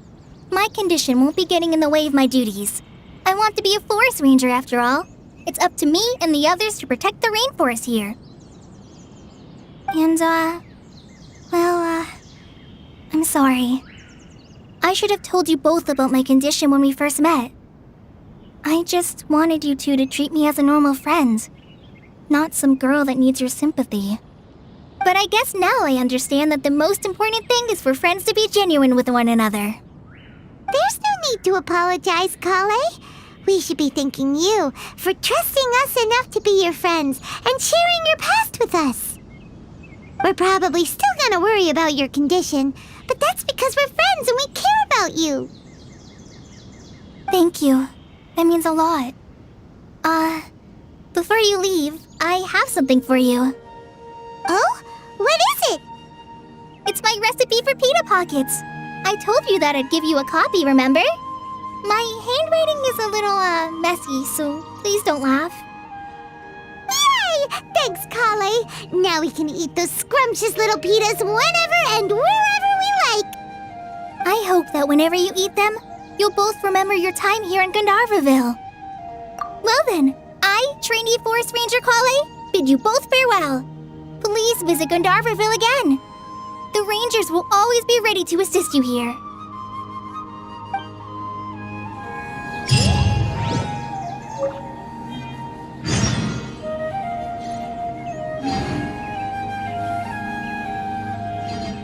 I hope you have a safe trip to Sumeru City and get to meet the Dendro Archon there. I'm much better now. I'll be back on patrol again starting tomorrow. Even though I'm not quite ready to help Master clear the Withering Zones yet, there are still plenty of other tasks for me to handle. Oh, and Traveler, if you ever see Amber again during your travels, please don't mention my illness to her, okay? Amber knows about my case of Elazar and what's happened in my past, but I haven't told her about my condition getting worse. I guess I just don't want her to worry about me. If the need arises, I'll tell her about it myself. All right, we understand, Kale. I hope you have a safe trip to Sumeru City and get to meet the Dendro Archon there. Kinda hard to believe that Master Tighnari can cook, isn't it? His culinary techniques are very polished, but his taste is a little, unusual. It's not really his fault, though. He just has a sensitive tongue and nose, so he prefers much lighter flavors. The last time I went a little too heavy on the spices for my pita pockets, Master started having a sneezing fit. Of course, I never heard the end of it after that. I hope you have a safe trip to Sumeru City and get to meet the Dendro Archon there. See you later! Be sure to come back often. Even though Master didn't admit it, I'm sure he wants to see you again.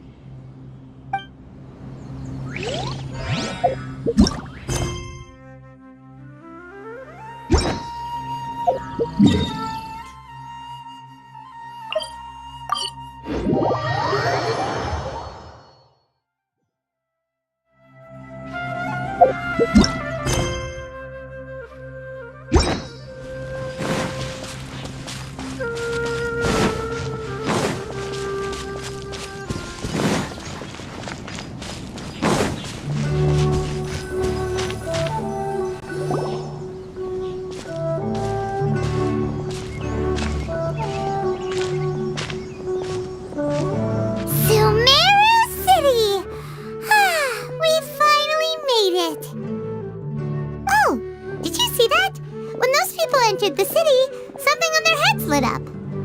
One moment, please, you two. It appears this is your first time visiting Sumeru City. Oh, yeah, that's right.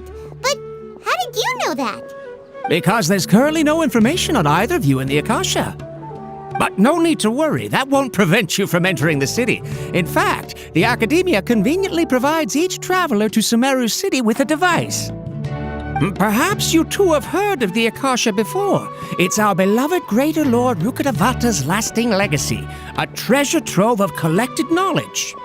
After centuries of tireless research on the Akasha, the Academia created one of its most ingenious inventions, the Akasha Terminal. As long as you are within Sumeru's borders, you may use an Akasha terminal to connect directly to the Akasha and access any knowledge you need. I should mention that due to technical limitations, the operation of Akasha terminals will be much smoother and more effective in large cities such as Sumeru City and Port Ormos. Oh, so this is the thing that Tighnari was telling us about. It sounds pretty amazing. You two are quite fortunate. Until recently, it was standard practice to only issue Akasha terminals to outlanders who spent an extended amount of time in Sumeru. However, this policy was recently changed, and now all travelers are issued one upon arrival. Here are your Akasha terminals. Please handle them with care. It kinda looks like a leaf. To activate it, simply hold it in your hand and say the following phrase to yourself. May the mighty God bless us with their voice of wisdom. Oh, since this little doodad lets you access knowledge, maybe we can use it to find a way to meet Lesser Lord Kusanali. Let's give it a try. Ahem. May the mighty God bless us with their voice of wisdom.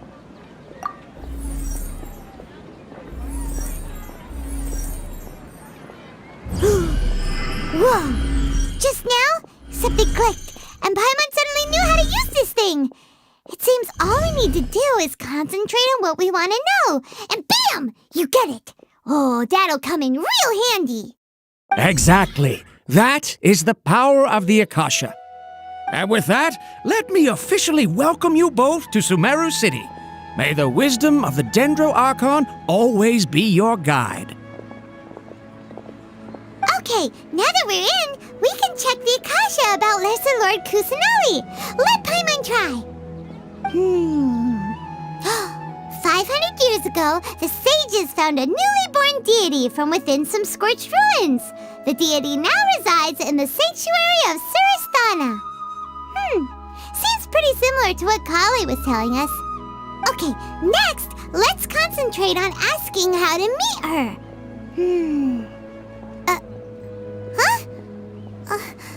Paimon doesn't sense anything. The Akasha didn't respond to Paimon's question. Oh, come on! Ugh.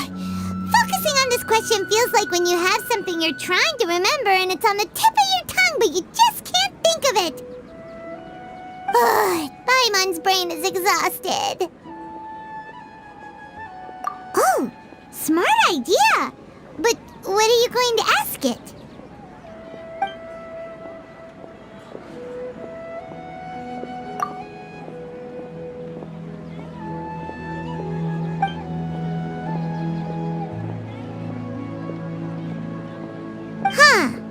Could it be because we're Outlanders and we've only just arrived in Sumeru? You know, maybe we're not qualified to receive an answer to this sort of question or something.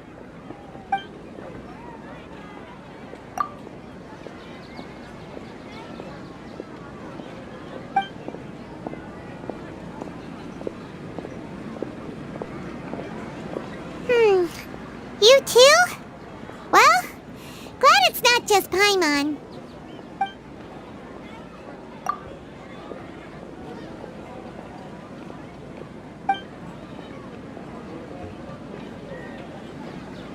Uh-oh. Paimon's getting all teary-eyed all of a sudden. It feels like the people of Sumeru really miss their Archon. Well, seems no matter which way we try, we can't find anything that'll lead us to Lesser Lord Kusanali. Guess our only choice now is to try meeting with the researcher that Tainari recommended. He's from Sumeru and even has a position in the academia. Maybe he'll be able to access more info from the Akasha. Let's see. Tainari wrote an address on the letter's envelope. Oh, it's not far from the city's gate. Let's head over and have a look. Hopefully he's at home.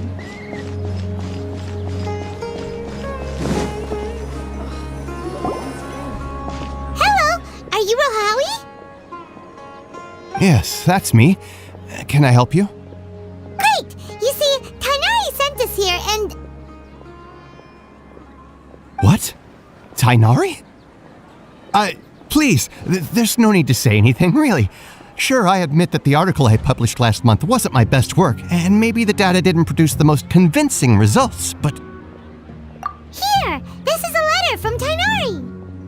Oh, let me see... Ah!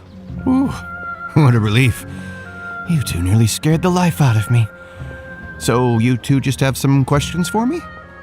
Seems even Tainari acknowledges my innate ability for procuring information. So, what is it you two would like to know? We want to meet with Lesser Lord Kusanali. Do you know a way we can do that? You mean you want to meet the Dendro Archon herself? This isn't exactly my area of expertise, but let me see what I can find in the Akasha.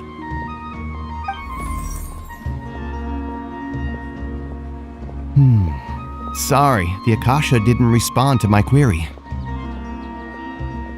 What? You too? But what about your abilities for getting information and all that? Paimon was sure you'd be able to access more info than we did. Well, as I said, this isn't my area of expertise. I am but a lowly researcher, so the Akasha doesn't see a need for me to know more about the Dendro Archon. All I know is that ever since Lesser Lord Kusanali returned to Sumeru, she's never left the Sanctuary of Sorasthana or made a public appearance. Huh. Didn't expect her to be such a mysterious figure. The Dendro Archon is somewhat of a recluse. Perhaps she just doesn't want to entertain visitors, which would explain the lack of information in the Akasha. But then what can we do? No need to worry just yet. I'm only hypothesizing here. You could certainly try asking around and see if anyone else has ideas. And besides, you two should consider the bright side of things. Not being able to see Lesser Lord Kusanali may not be a bad thing. In this world, there will always be information you cannot obtain from the Akasha and things you can never accomplish. Knowing when to yield is a form of wisdom. Take me, for example. It's a miracle if my brain cells can spit out one paper every 3 years. But Tainari? That guy can publish 3 papers in just a single year. Okay. Thanks for your advice. Don't mention it. If you two ever want information about things like who's been promoted within the academia or relations between the 6 great sages, come find me. Hey, come on! This is a survival skill at the academia. Oh, Paimon's expectations were pretty low, but this is so low it's like digging holes in the dirt. So what do we do now? Even if we want to talk to someone, we don't know anybody here. Huh? Like who? Oh, you're right! Catherine! The Adventurers Guild has its own intel network. Let's hurry and find her.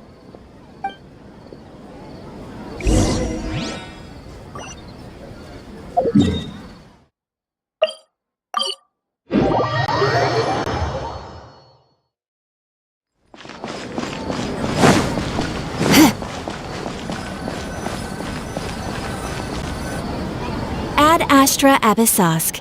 Hello, Traveler and Paimon. Catherine, we need your help with something. Understood. The Adventurers Guild is always ready to serve you. With what do you require assistance? We want to meet with Lesser Lord Kusanali. Do you know a way we can do that? You two wish to meet with Sumeru's Archon. Understood. Please wait.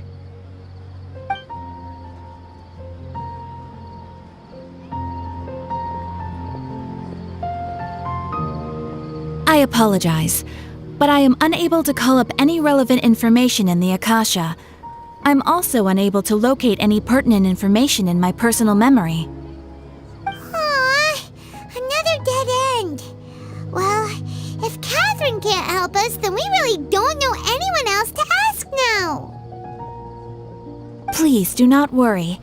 I may know of someone who can help you two. In Sumeru, the Adventurers Guild does not serve as the vanguard of information. Rather, there are numerous active mercenary groups collectively known as the Eremites. They take on various contracts and work all across Sumeru, so they naturally accrue intelligence. An Eremite brigade called the Corps of 30 is in charge of Sumeru City's defenses. Not only are they the oldest brigade, but they are responsible for managing and coordinating the affairs of all other mercenary brigades.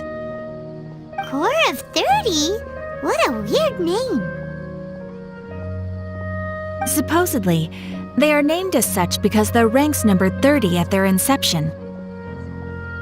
Asfand, an advisor with the Corps of 30, maintains good relations with the Adventurers Guild.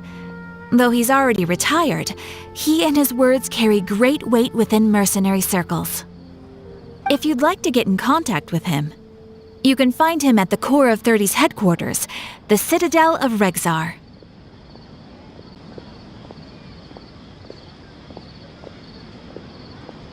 You're welcome.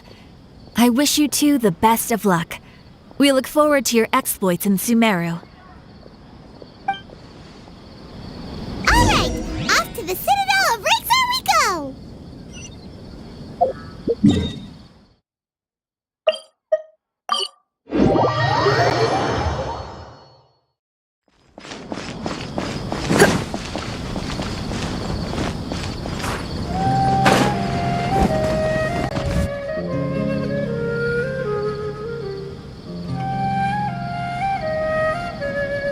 Welcome.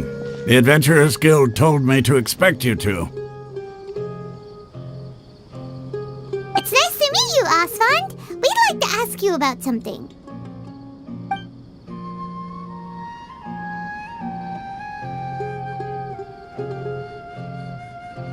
I see. So, Catherine's the one who sent you this way. Ha! It's true that the Eremites' network is vast, but even I can't help you meet the Dendro Archon. Wait, seriously? That's it? Afraid so. The Eremites aren't terribly religious, so we don't know much about divinities. As far as the Akasha goes, we can access even less than you. We originally came from the desert. The gods there died off long ago. Since those days, we've used our own two hands to carve out a living. We don't beg gods for their aid. It isn't just us, though. If you ask me, I think most in Sumeru aren't interested in Lesser Lord Kusanali. Oh? Why's that? Just take the Academia, for example. They're the ones who truly rule Sumeru. Although they believe in gods, most of them only care for the late Greater Lord Rugurtavara. In their eyes, she was the one who founded Sumeru and gifted us with the Akasha. Lesser Lord Kusanali just happened to inherit her legacy. Because of the Academia's influence, most citizens are more familiar with Greater Lord Rugurtavara and hold her in greater esteem. Not to mention that Lesser Lord Kusanali never makes an appearance, and the Academia never announces anything about her. As far as the people of Sumeru are concerned, she's just a god that exists. And that's all. Really? Aw. After hearing all of that, Paimon sort of feels bad for Lesser Lord Kusanali. Ha! But who knows? We're all just guessing when it comes down to it. Besides, I'm sure the God of Wisdom doesn't worry about her reputation among people like us. All right. Well, thanks for the info, Asfand. No problem. Always happy to help out the Adventurers Guild.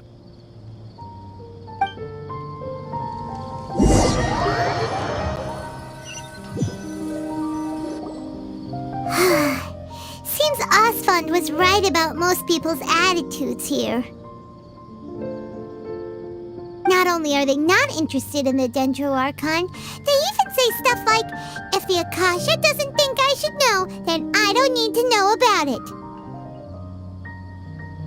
We've been asking for information non-stop ever since we got to Sumeru, but the harder we try, the more helpless everything seems. Isn't there at least one person in this entire city who cares about Lesser Lord Kusanali? Oh, you two are interested in Lesser Lord Kusanali? Huh? Who are you? From the sound of it, you two are Outlanders who recently arrived here. You've been asking around for information on Lesser Lord Kusanali, right? Oh, I'm sorry. I forgot to introduce myself.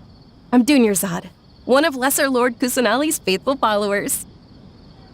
Whoa, really? Then do you know how we can meet with her? I'm afraid I can't help you with that. But your conversation earlier did happen to remind me of a legend about the Dendro Archon. Sure. It goes like this. Long, long ago, there was a man who heard a prophecy. It predicted that a great calamity was about to befall him. Panicked by what he heard, the man sought out the Dendro Archon in hopes that she would bless him with the wisdom to help him escape his predicament. The man journeyed across deserts and through rainforests and experienced tribulations of every kind. However, he still couldn't find any trace of the Dendro Archon. In despair, he thought, alas, the Archon has abandoned me. He then had no choice but to sorrowfully resign to his fate. Okay, and then what happened? And then, the calamity came. But to his own surprise, the man felt somehow emboldened by the trials of his journey. By relying on his own strength, he managed to overcome the adversity. At that moment, a bird perched upon his shoulder.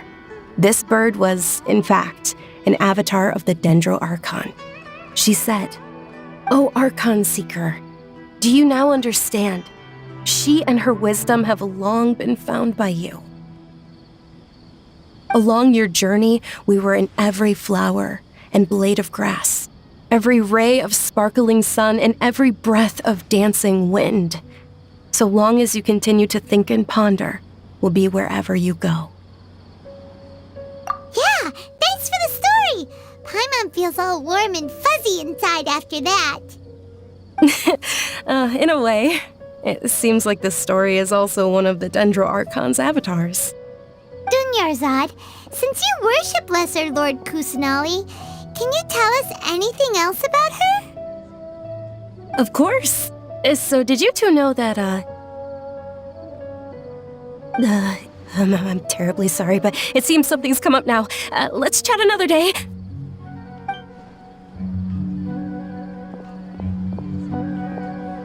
Hey, wait! What the heck just happened? It looks like they're searching for someone. Dunyarzad was acting super nervous just now. You think they're looking for her? This stinks! We finally managed to find a lead about Lesser Lord Kusanali! We can't let them get in the way now! Let's see if we can get rid of them. Then we can catch up with Dunyarzad! Hey, have you two seen a brown-haired girl wearing a purple top and a long blue dress? We're looking for her. Did she have bandages wrapped around her wrists? Yes, that's her. Did you see which direction she went? Yeah, she went that way. Quick, after her!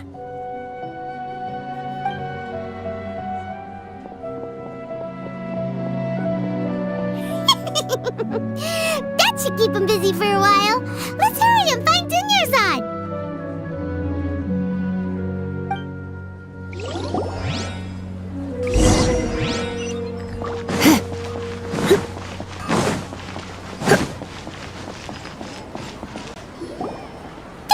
Dunyarzad, we thought you might have been long gone by now.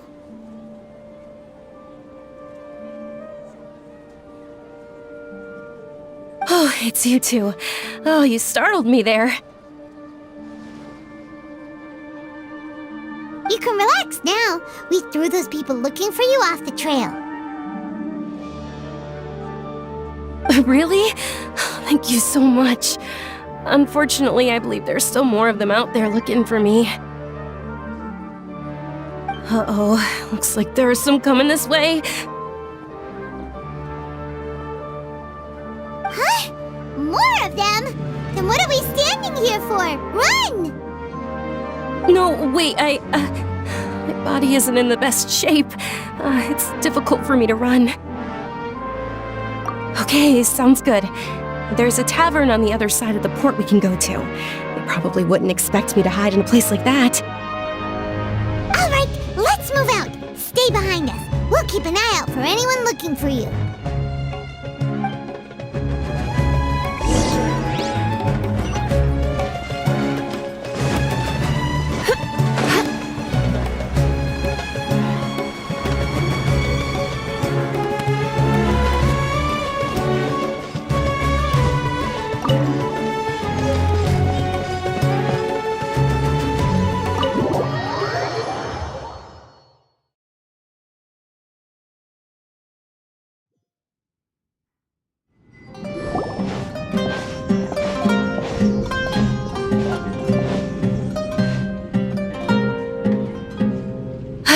We made it.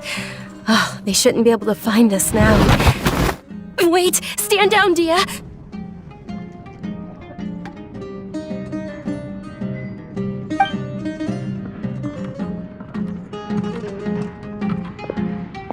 My lady, who are these two?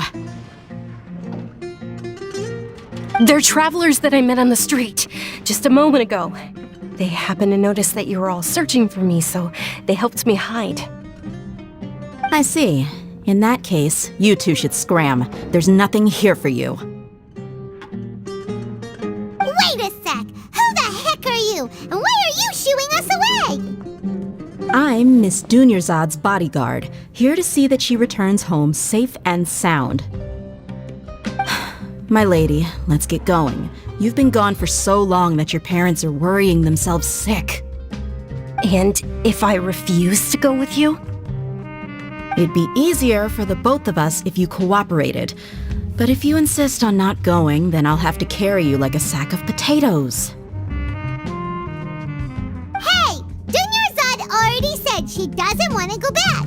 Why are you still pushing her? Stay out of this. You don't understand the situation.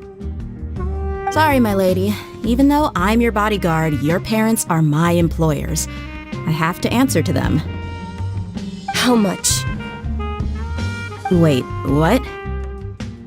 How much more do I have to pay you to become your employer? So you never listen to my parents ever again. Double? A triple? Give me some time and I'll get that much. My lady, this isn't about Mora. I don't know what you think of us Eremites, but let me say this. I like Mora, but I'll never go against my principles. That's why I'm here looking for you. Sure, it's an order from my employer, but my conscience was also telling me it's the right thing to do. And knowing your health, carelessly running around like this is gonna hurt ya. For the sake of those who love you, don't be stubborn. No, you're wrong. I'm aware of my limits and I know what I'm doing. Honestly, the only people being stubborn right now are my parents. And they know perfectly well that it makes no difference if I'm at home or not. They still won't accept reality. And every time I bring this up, they just change the subject. Dia, you've been living with us a long time already. This should be old news to you. Dia, I know it hasn't been easy for Mother and Father, and I'm grateful for everything they've done for me. But there's someone else in this world I'm also grateful to. Because she saved me. The love I have for her is the same I have for my parents. This is my life and my last chance. So I want to do something meaningful. My lady, are you sure what you're doing now is meaningful? Yes, I'm sure. At least, it is to me. Fine, I won't ask you to return home anymore. But let me make something very clear. I'm only doing this because I respect your determination, not because I agree with you. Thank you, Dia. Sorry for being so rude just now. My nerves were acting up. And I even brought up your payment in such an offensive way. Don't worry about it, my lady. I did say that I like Mora. Besides, that's our next topic of conversation. Today's little excursion caused such a ruckus that every single bodyguard at the estate was deployed. It wouldn't be easy to hide things from your old man. Since this definitely won't be your last escapade, here's a little tip. You should at least make it look like your room and things are still in order when you leave. Also, you'll need someone to cover you for when you're out and about. So, I'll let you hire me, my lady. This way, everyone wins. As for the pay, let's say half of what your father pays me. We can settle the bill when we return to the estate. Okay, deal. Yay! Looks like they've reached an understanding.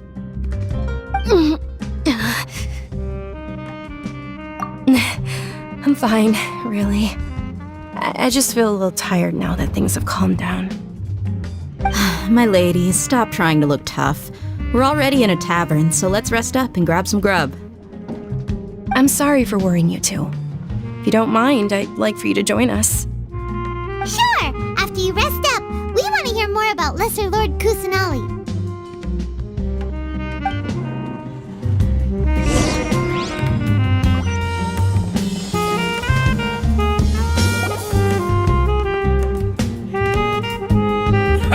Well, if it isn't Dia, haven't seen you in nearly half a year. Word on the street is that you're a bodyguard for the Homayani family now. Ha! Don't you find that kind of work boring? Nah, you get used to it. How about a menu over here? You got it, huh? Isn't this little Miss Homayani herself? We don't get to serve personages like you very often. We'll be sure to prepare our very best. Thank you, sir, but there's no need. I don't have a lot of Mora on me, and I really ought to save as much as I can. But please bring these two the best food you have. They're my new friends, so I want to be a good host for them.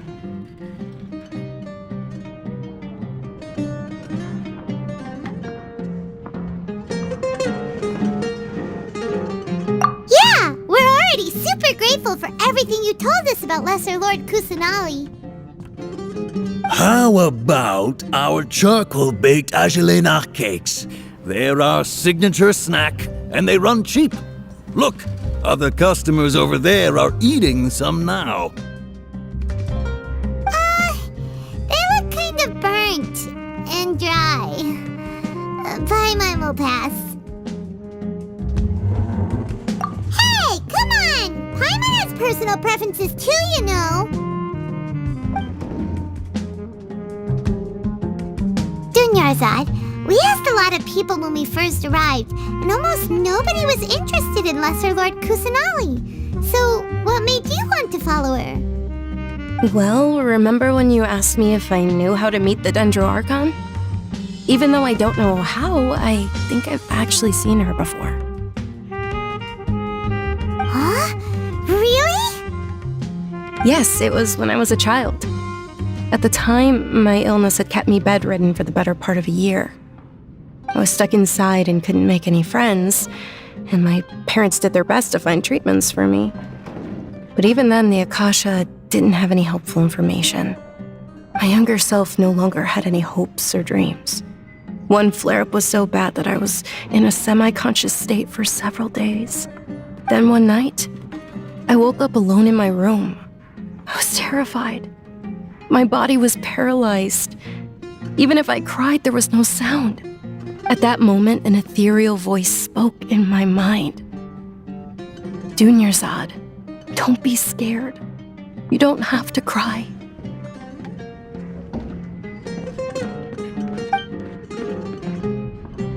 Dunyarzad, don't be scared. You don't have to cry. Who are you? How do you know my name? How do I explain this?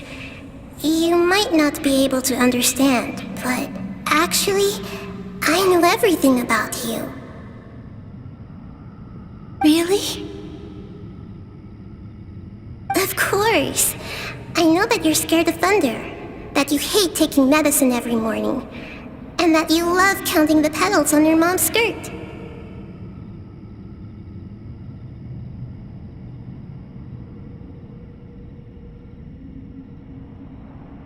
Wow, you really do know everything. Dunyarzad, is there anything you want? Want? Not really. I can't go anywhere or do anything. Huh? But aren't you a child? All children have wishes. Tell me what you want, and maybe I can make it happen. Can you make my illness go away? Oh. I'm sorry. But I'm not powerful enough to do that right now. Then, can you be my friend? After that, the voice said, "Okay, I'll be your friend." Although my body was suffering during those days, that voice encouraged me and told me many wondrous things. Beyond my window was the flourishing Sumeru city. Beyond the city was a lush rainforest. And beyond that was the wall of Samiel, deserts, and all of Tevat. Once I finally made it through that bout of illness, I couldn't hear that voice anymore. I told my mother about it, but she said that I must have been dreaming. But I know that that voice wasn't a figment of my imagination. Before that, I had never heard of Tevat. Yes, for sure. If it weren't for that voice, I would have never grown curious about the outside world, nor would I have learned how to read and enjoy so many books. That voice sparked a desire for wisdom. It had to have been the Dendro Archon. I've been hoping for a chance to repay her kindness. In fact, I was running around today to help prepare the Sub-Zerus festival for her. What's the Sub-Zerus festival? It's Lesser Lord Kusanali's birthday, which was the day that she was found by the sages. It's actually an old holiday that originally celebrated Greater Lord Rukkhadevata's birthday. When she passed away, the holiday eventually became a celebration of the Lesser Lord's birthday. I heard everyone was overjoyed when they welcomed her back to Sumeru. In those days, the festival was a huge deal. But because of the Academia's influence, people have gradually lost interest in the festival. The Academia actively participates in Sumeru's many holidays dedicated to Greater Lord Rukkhadevata. But when it comes to the Sub-Zerus festival, forget any funding. They practically act like it doesn't exist. Maybe they see Lesser Lord Kusanali's birth as confirmation of Greater Lord Rukkhadevata's death, so they're reluctant to celebrate it. Aw, but that's awful. It is. It's absolutely terrible. Sure, the Greater Lord founded Sumeru, but hasn't Lesser Lord Kusanali been the one quietly protecting us for the past few hundred years? Just remember that we're still out in public. Don't get too carried away now. I know that people over by the Grand Bazaar still hold the Sub-Zerus festival to this day, but I hadn't met any of them before, so I was never able to contribute. But recently, I made a friend there who also follows Lesser Lord Kusanali. I gave her my savings because I want her to throw a wonderful festival this year. That's the least I could do for Lesser Lord Kusanali. Hold on, my lady, does this friend happen to be Nilu, the one who sends flowers to the estate? Yes, that's her. I saw her leaving the other day with a nervous look on her face. It seemed like she was hiding something in her arms. Did you give her something? Yes. Initially, I didn't have much more prepared, so I had Nilu sell one of my skirts. I've agreed with Nilu to meet up at the Grand Bazaar today and see how things are coming along. Dia, would you accompany me? Sure. That's quite the trip, though. I'll carry you. No, that would be too much, even for you. You might as well just accept the lift. If I let you walk, who knows how long it'll take us. And if anything happens to you, then I'd really never hear the end of it from your father. But of course! Nilu will be thrilled to hear there are more people interested in Lesser Lord Kusanali.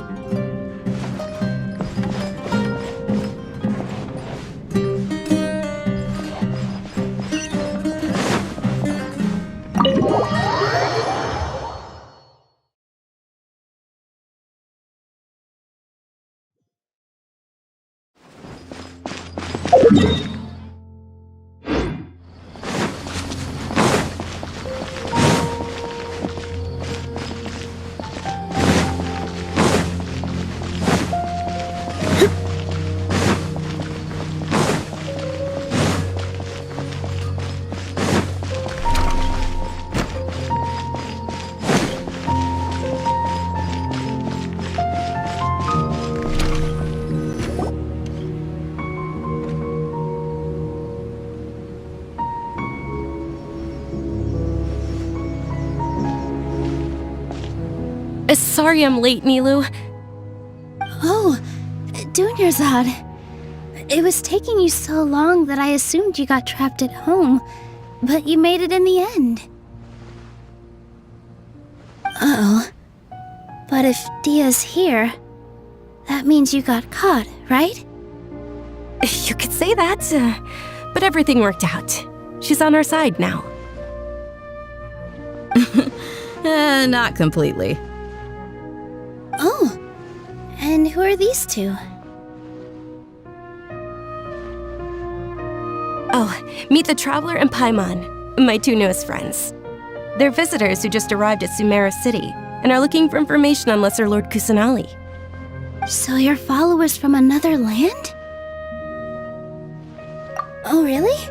Well, that's okay. You're still invited to the Sub-Zerus Festival.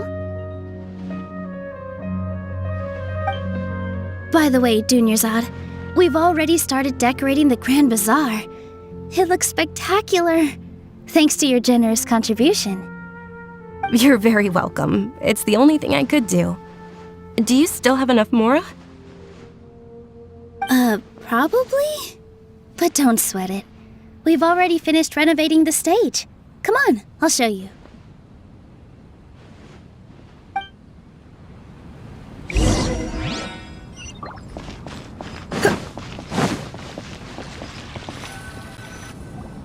Wow! This place is amazing! Not bad. Last time I was here, the stairs were full of holes. The stairs were nothing. A little while ago, we discovered that the tree above the stage had a huge chunk of bark ready to fall off. Mr. Zubair was worried sick. We reported it to the academia many times, but they never sent anyone to deal with it. We didn't want anything bad happening, so we were going to cancel all the stage performances. Oh, probably because it was the theater asking. The academia looks down on performers like us. They probably think it would be best if the theater closed down completely. We can't let that happen, though. Not only would everyone involved in the theater go hungry, but then we wouldn't be able to hold the Sub-Zerus Festival anymore. Thank the Dendro Archon for Dunyarzad. With the Mora she gave us, we hired someone to patch up the tree, and we also gave the stage a much-needed makeover. The stage is going to be even prettier when it's festival time. I can't wait for you to see it. And I can't wait to see you on the stage. You've been practicing so long already. It's almost time for your dream to become reality. It's our dream. I'll do my best for the two of us. Nilu, what are you gonna be doing at the festival? She'll be dancing the dance of Sub-Zerus, the most important performance at the Sub-Zerus Festival. Dunyarzad, have you told them the origin of this holiday? I only told them about the Greater Lord and Lesser Lord so far. Okay, then I'll tell you two about how this holiday came to be. According to legend, the Sub-Zerus Festival was originally the Goddess of Flowers' birthday celebration for the Greater Lord. A long, long time ago, on one of Greater Lord Rukkhadevata's birthdays, her friends threw her a celebratory banquet. Some of the gods got drunk. One started playing music, and the Greater Lord started singing, so the Goddess of Flowers began to dance. As she danced upon the grass, countless beautiful parisaras began to bloom wherever she stepped. Those brilliant purple flowers became her dazzling stage. All the gods clamored, "Oh, if only time could stop at this very moment." Of course they did. When people mention the gods, they always think of the Archon War. But Sumeru's gods also had happy times. Although they aren't around anymore, they're preserved in our tradition of dance. This outfit I'm wearing is apparently based on how the Goddess of Flowers looked. Though we're just tiny people compared to the Divine, we still have to do our best to make sure that the birthday girl feels loved on her special day. Nilu, you of all people will definitely be able to convey our well wishes to the Dendro Archon. I also noticed that you went the extra mile and scattered parisaras around the stage. They symbolize the Goddess of Flowers, after all. It's just a shame that all the real Padisaras went extinct after her death. Yeah. The Greater Lord brought forth Padisaras in memory of the goddess of flowers, but she ultimately could never truly replicate that beautiful purple. Thinking about the goddess of flowers dance makes me wish I could have seen it. If my stage were anything like that, I'd be thrilled if I had just 2 real Padisaras on the stage. So, Traveler and Paimon, what do you think? Interested in the Sabzeruz festival? Will you two be coming? All of Lesser Lord Kusanali's followers will be there for her birthday. It'll be a good opportunity for you to learn more about her. Ooh, Paimon thinks that's a great idea! Hey, come on! There's nothing wrong with enjoying a festival. Besides, it's Lesser Lord Kusanali's birthday. She'll be happy to have more people who are celebrating it. So how about we all attend the Sabzeruz festival together? Dunyarzad, let me show you which stage decorations we've picked out so far. Traveler and Paimon, if that doesn't sound interesting to you, then feel free to explore the area. Everyone at the Grand Bazaar loves Lesser Lord Kusanali, and we're all looking forward to the Sabzeruz festival. In that case, we'll take a look around.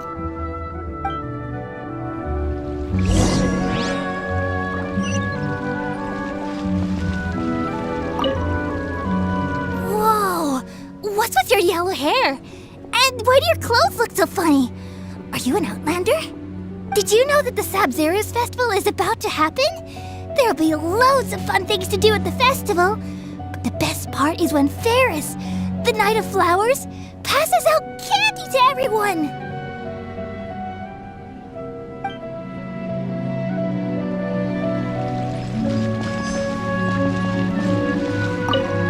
Huh. Revamping the stage for the festival couldn't have been easy, that's for sure. I bet this year's festival will be one to remember. I don't know much about the Grand Bazaar, but I do know that the residents here have a penchant for song and dance. 2 things that the academia doesn't particularly approve of. Oh, and the perfume sold around here is a lot better than what you'll find elsewhere. The fragrances are longer lasting and they're gentler on your skin and... I mean, that's what I've heard at least.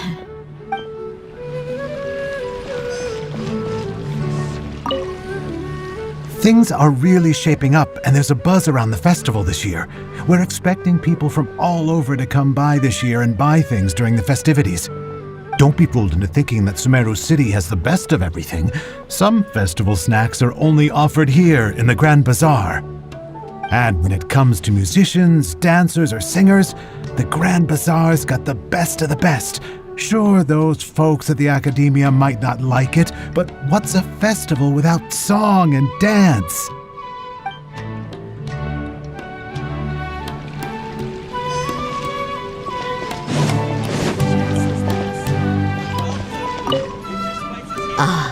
Dancing at the Sabzeruz festival. You know, I also danced when I was younger. As a child, I even asked my grandmother why we performed the dance for the Lesser Lord when it was originally done to honor the Greater Lord. My grandmother said that Greater Lord Rukkhadevata is a beloved deity and honored by all. And Lesser Lord Kusanali is too. If the goddess of flowers ever knew Lesser Lord Kusanali, then she would certainly have wished to be her friend and hold celebrations for her too. The Sabzeruz festival has been losing its appeal over the years. That is, until a wealthy benefactor stepped in this year and brought the festival back to life. I heard she forked out a lot of mora to make it all happen.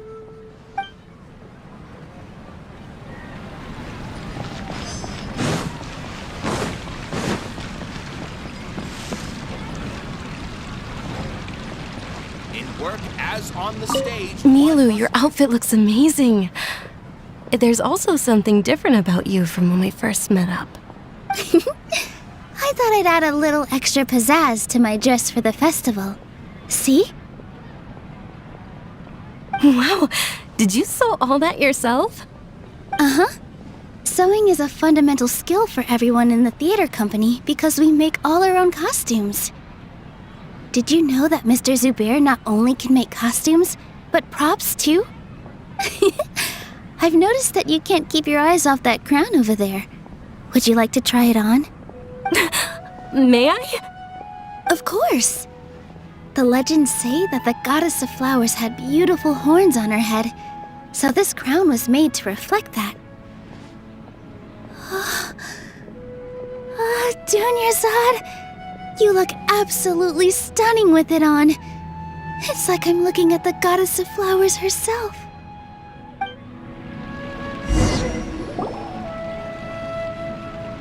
Hey! Is that who Paimon thinks it is? It looks like Catherine.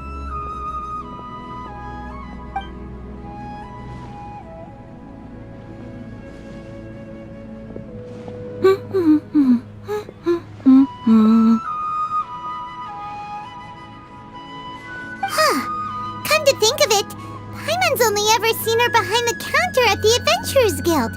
This is the first time we've ever seen her taking a break. Hey, Catherine! Oh, hey! It's the Traveler and Paimon! What's shaken? Whoa, break time Catherine sure sounds a lot less formal than usual. Paimon was still waiting for her to say Ad Astra Abyssosque. Sure. Standing behind the counter at the Adventurers Guild doesn't require any complicated functions. But saying and doing the same old things over and over again can get pretty monotonous. Like watching the same Fontaine movie day after day. But take you two, for example. You travel across Tevat to enrich your lives and gain new experiences. Well, we enjoy traveling across Tevat and all that, but we're mainly looking for clues about her brother. Yes, you should keep searching. Sometimes the answers we're looking for aren't necessarily at our intended destination. Instead, they're found along the way. Huh. Haven't we heard someone say something pretty similar recently? Anyways, what brings you out here, Catherine? No, not particularly.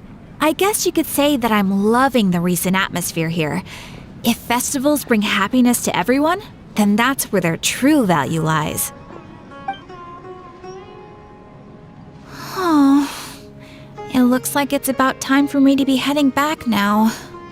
Alright, we'll see you next time at the Adventurers Guild. Oh, by the way, thanks for connecting us with the Eremites. We've already made some great friends in Sumeru City thanks to you. I'm sure you two will get along well with the people here. You've already been blessed by the element of Dendro after all. See you around.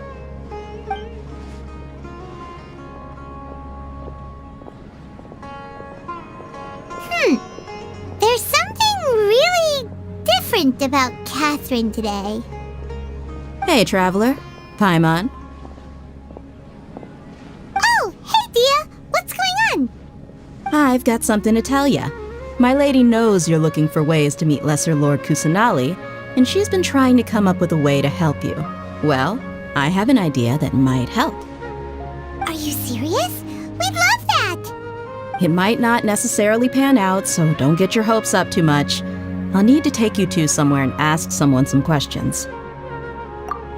My lady is feeling a little worn out at the moment. Nilu's found a place for her to rest. After I take my lady home, let's meet in front of the Citadel of Regzar. Sounds like a plan! Let's head over to the Citadel of Regzar and wait for Dia!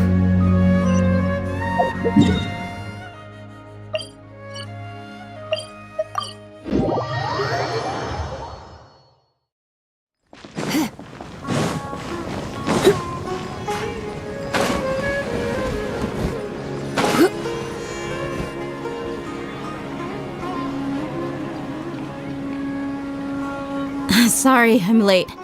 It It took some convincing for the master and mistress to believe that Miss Dunyarzad was only sitting in the port for a while because she was in a bad mood. Anyway, I guess I should be thanking you. I haven't seen Miss Dunyarzad that happy in a long time. If it wasn't for you two, she probably would have been caught and dragged back much earlier.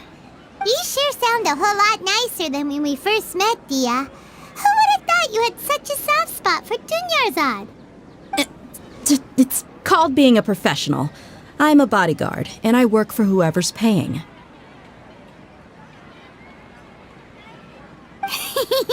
Look, Dia's blushing. Listen, you two. I don't expect to be working for Miss Dunyarzad very long, but I hope to finish things on a positive note if possible. Let's cut the chit-chat and head into the Citadel. We'll see if the person I know has a way for you two to meet with the Lesser Lord.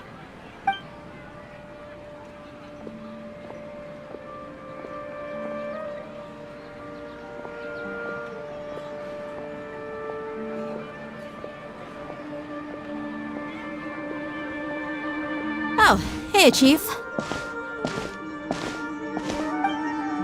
Ha, Dia! What are you doing here? And well, didn't expect to see you three together. I take it you all know each other already? Mm-hmm. We met this morning after the Adventurers Guild pointed us to Osfon for more info. No kidding. Huh. So, where's Ruksha? I thought I'd help these two out by asking about the theft. Anything you can tell him? Ruksha's gone over to the Academia. The Grand Sage recently ordered Sumeru City to begin bolstering its defenses, so people from all over have been called back to the city. Since you've already mentioned the theft, I suppose I might as well tell them what we know. Appreciate it, Chief. Theft? Sorry, what the heck are you guys talking about? Just recently, the Academia lost something, and there's a chance the item is connected with the Dendro Archon. This case might just somehow help you in meeting her. I suppose that's one way to look at it. But if you ask me, the case is more about the Academia than anything else. Let me fill you in. The Academia recently sent a convoy to pick up an important package from Aru village. Word got out, and the convoy was robbed on its way back. The Grand Sage took the whole matter very seriously. Not only did he dispatch the Matra, but also enlisted our help in the search for leads. All we know so far is that whatever was stolen is currently in Port Ormos. You two have heard of Port Ormos, haven't you? It's the largest commercial port in all of Sumeru. You can travel there by leaving Sumeru City and heading south along the river. The Academia's grip isn't long enough to reach all the way to Port Ormos, so the city's a little more laid back, meaning the population's also a mixed bag. You never know who you'll meet there. Apparently what was lost has a great deal to do with the Akasha, knowledge, and even the gods. I'm afraid I don't have any other details for you, though. If you're interested, maybe you could head to Port Ormos and ask around yourselves. If you want my advice, try introducing yourselves as students of the Academia once you're there. Are you serious, Chief? All the Academia students are in Sumeru City, you know. Why should they pretend to be students in Port Ormos? If you're also interested, just go there and see what happens. Count me out. I've got plenty of work to do here for the Homayani family. And take it from me, if you two really do decide to visit Port Ormos, you'd best watch your backs. Let's just say that the Eremites there aren't nearly as friendly as those here in Sumeru City. There are even some extremists who go around shouting slogans like, "Retake Sumeru for King Deshret." Word is that more and more are joining their movement. They're becoming a real headache for Chief and the others. You bet they are. King Deshret's been dead for thousands of years. Now they start spreading rumors of his return. Ridiculous. Not everyone's like you, Chief. Even the desert natives who abandoned their homes in the wilderness still wish to have a god of their own. Well, Traveler, that's about all the information we have for you. Thanks, Dia! And you too, Osfond! Since we've gathered all we could for the moment in Sumeru City, let's head to Port Ormos and see what we can find next. Miss Dunyarzad is looking forward to seeing you both at the Sub-Zeru's festival, so be sure to get yourselves back here in time for that. Good. Then we'll see you both at the Sub-Zeru's festival.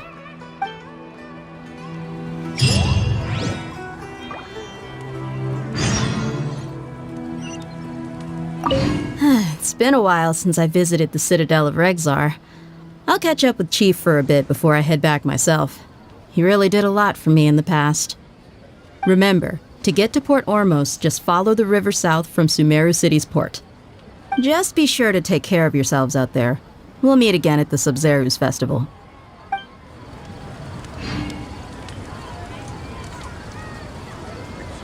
Ha! You two must really be something if you've got Dia the Flame Mane speaking on your behalf.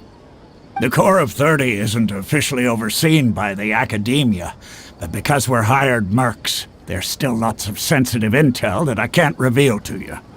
In the end, when it comes down to it, the city's safety is both the Corps and Academia's top priority. I've told you all I can about what was stolen from the Academia. As for why you should pretend to be students in Port Ormos, I'll leave that for you to find out yourself.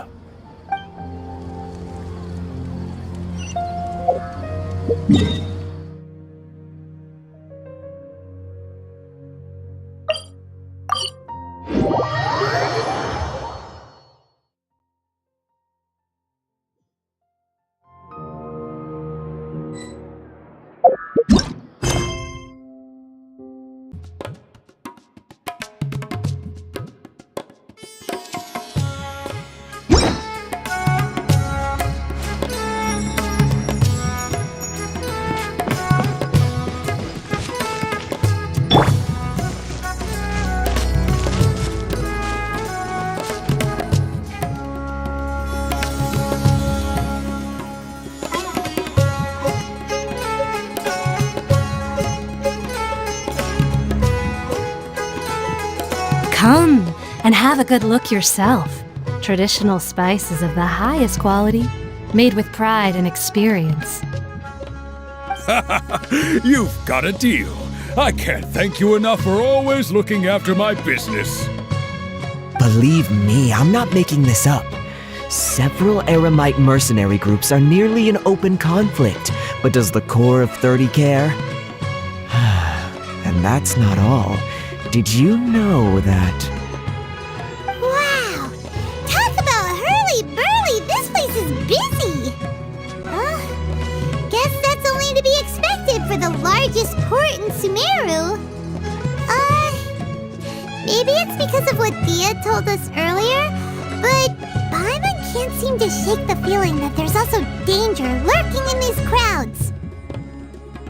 Ooh. Let's get our bearings so we can start looking for leads. We know that whatever the Academia lost is related to the gods. But other than that, we don't have much else to go on. Osfun told us to try posing as Academia students while asking around. Paimon checked the Akasha on the way here, and the Academia doesn't seem to have any research facilities in Port Ormos. Paimon doesn't get it. Won't we look even more suspicious going around saying we're Academia students and asking about the stolen item?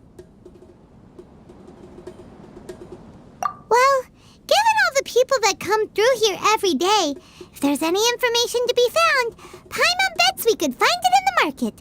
Let's ask around and see what we come up with.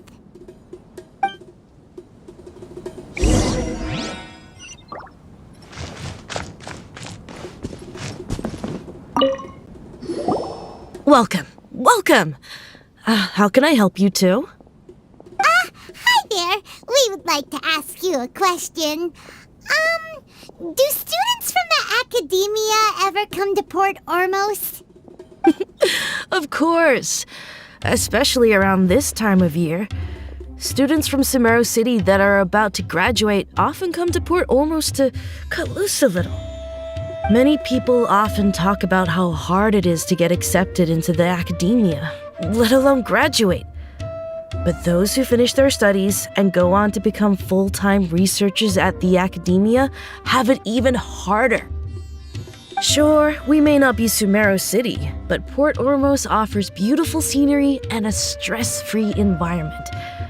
Some even say it's good luck to come to Port Ormos, so students and researchers come flocking here when things get to be too much at the academia. Ah, you see over there? Those are students from the academia. They've been looking worried and miserable ever since they got here a few days ago. If you ask me, the life of a merchant is better. So long as the Akasha teaches us what we need, then life is good.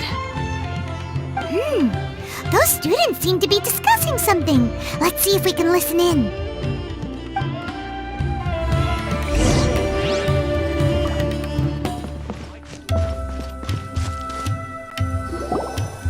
It's no good. I've tried asking around, but I haven't been able to learn anything useful. Not to mention that a bunch of scary-looking Eremite mercenaries have been posted along the streets now. There's been a lot of fighting between the different Eremite factions in Port Ormos. If we choose to move on our own, then it would be wise to steer clear of them. Especially the group that's constantly shouting some stuff about King Deshret and some resurrection. I've even heard that the Citadel of Regzar is starting to get fed up with them. What was that group called again? Ein something or other? They're called Ein El Akhmar. Today, I heard that the thing we're after might be in their possession at the moment. Wait, come again? Don't you see? Many of the Eremites in Port Ormos deal with trading this kind of thing. They're usually pretty wary of outsiders, but not so with students of the academia. It's because the kind of goods that students are looking for aren't the kind of goods that Eremites are after. As long as they know you're a student, then deals can be made. I've heard that Ein El Hakmar likes to set up shop at the Jafar Tavern. Supposedly, if you're willing to part with 500,000 Mora, they'll give you info on anything.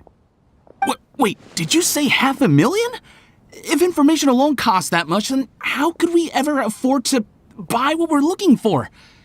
I guess we might as well give up on trying to graduate this way. I wouldn't worry too much. Our field of research is very niche. Who else could possibly be after that kind of shady knowledge? I bet it's practically worthless to anyone aside from us. Well, I guess that makes sense. Then the only thing left for us now is to find a way in. Why don't we all just pool our money together and pay for the information? Whoa! Did you hear that?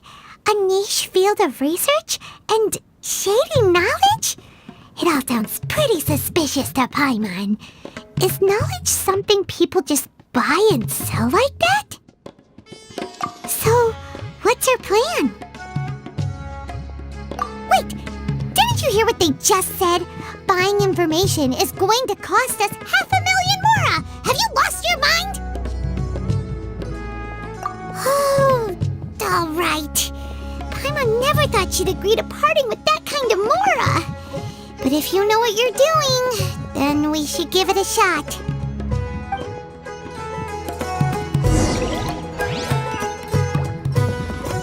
Keep up.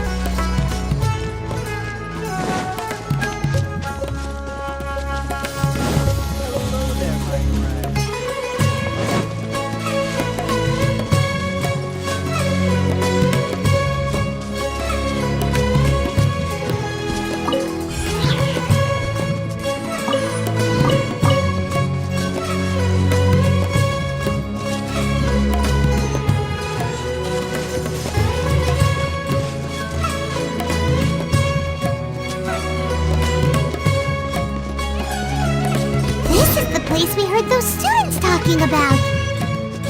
Let's find a seat somewhere and see if we can spot the group they mentioned.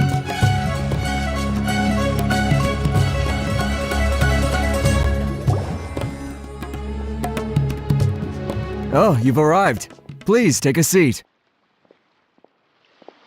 So, they think that they can go toe-to-toe with the boss?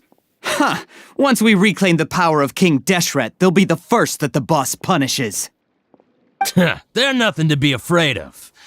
Our main rival now is the Caracal Battalion. They've also amassed a significant amount of Mora this time, so we mustn't underestimate them. How can the Caracal Battalion compete with the boss when they're nothing but a bunch of money-grubbing opportunists out for a quick mora? Yeah, with Boss's fervent devotion, he'll be able to use this power to bring our god back this time. Huh.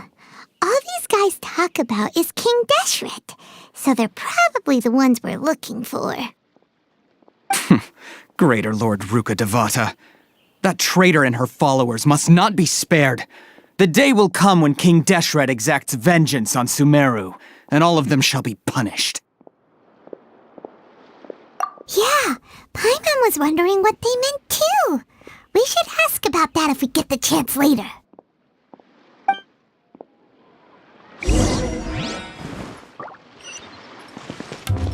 Should I adjust the shipping schedule? Huh? Who are you? What do you want? A student? Huh. What's a student from Sumeru City doing in Port Ormos? Ah, well, if it's info you want, you've come to the right place. The question is, can you afford it? Oh, Paimon can't stand to see so much more go. But there's no other choice right now. Here, this is the merchant's address. Whatever you're looking for, you'll find it there. Well, what are you waiting for? Oh, that's right! We heard you mention King Deshret just now. We're actually interested to know more because we're, archaeology students! Fine. Since you've already handed over the Mora, I guess I can throw in a little extra info. As you can see, members of Ain al-Ahmar are devout believers of King Deshret. Years ago, King Deshret founded the great desert nation that was our homeland. It was an advanced civilization, far beyond anything you'll see in present-day Sumeru. King Deshret was the rightful god of wisdom, but he was betrayed by a companion he trusted. She even stripped him of his title, God of Wisdom. So, you mean the traitor was... Greater Lord Ruka Devata, yes. That shameless wretch destroyed King Deshret's civilization, and our ancestors were forced to flee to this land where we were made to suffer the tyranny of our enemies. Furthermore, she conspired with the academia to cover up the truth of her actions, and create the merciful and benevolent facade for which she is now known.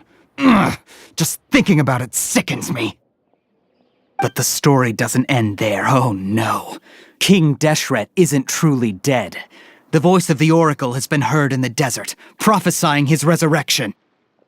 Mark my words, our god shall return.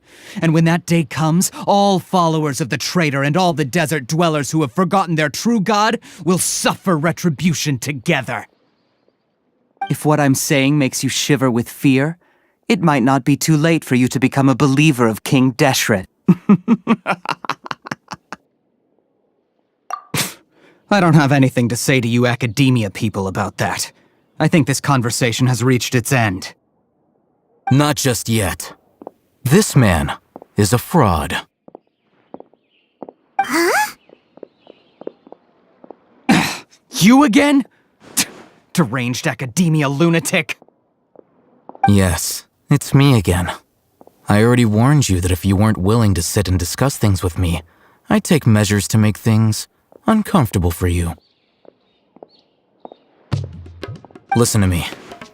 That address he gave you is fake. Or at least, you won't find a merchant waiting for you there.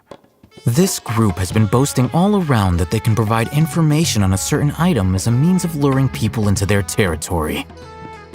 Once you show up, they keep up the act until they have hard evidence that you want to purchase said item. Then they use that to squeeze you for all the mora you're worth. Hey! Shut it, Al-Haytham! What are you playing at, trying to ruin our business like this, I told you the other day. I wish to discuss my terms with your boss. Ha! The boss made it perfectly clear that he won't negotiate with you. Yes, and in no uncertain terms. But that was then. It does not preclude him from changing his mind in the future. I'm warning you, don't push us, or this could get ugly. We don't usually get rough with people from the academia because it just complicates things. For a lunatic like you, though, we might just have to make an exception. If you're suggesting that we escalate this from a verbal exchange to a physical one, I accept. After all, even the Archons used war to negotiate the ownership of Tevat.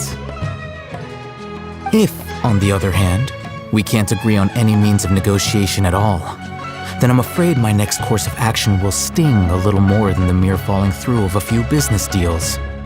I will jeopardize the Eremite's reputation, which I know you value above all else. I am quite confident that if I began to take such action, your boss would willingly approach me himself. However, I fear that by then, some things will have happened that cannot be undone. Also, a word of advice. I suggest you tell your boss exactly what happened here today. Otherwise, he might blame you for not telling him in the future. What did you say? Consider this. Have I ever failed to follow through on my word in the past? This guy is really out of his mind. Okay then. If you really have a death wish, let's meet a week from today. The pier in front of the Pharos Lighthouse, 4 o'clock in the afternoon, sharp. Don't expect us to hold back. Not so fast. First, you return the 500,000 mora to them.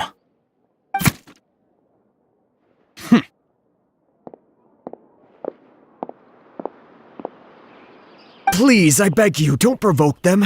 We can't afford any trouble with this crowd. They haven't even paid for their food yet. Ah, Mr. Iman. There appears to be fewer staff in the restaurant recently. This wouldn't happen to be because they're all busy spreading the word to the students, would it? Well...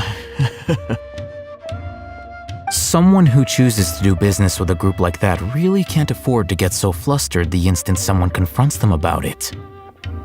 Consider the meal compensation for our silence.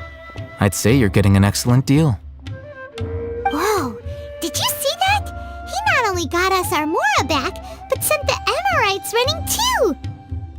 Plus, he seems to know a lot about what's going on around here. Let's catch up with him and ask some questions! He went that way! After him! Please, just leave. Forget the cost of the meal. Just, pretend nothing happened today.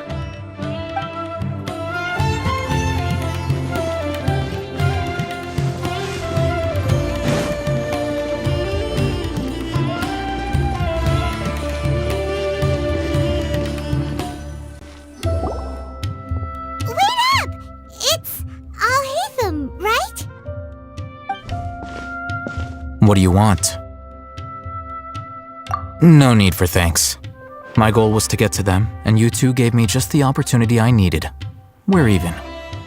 Oh, I advise you to keep your distance from them.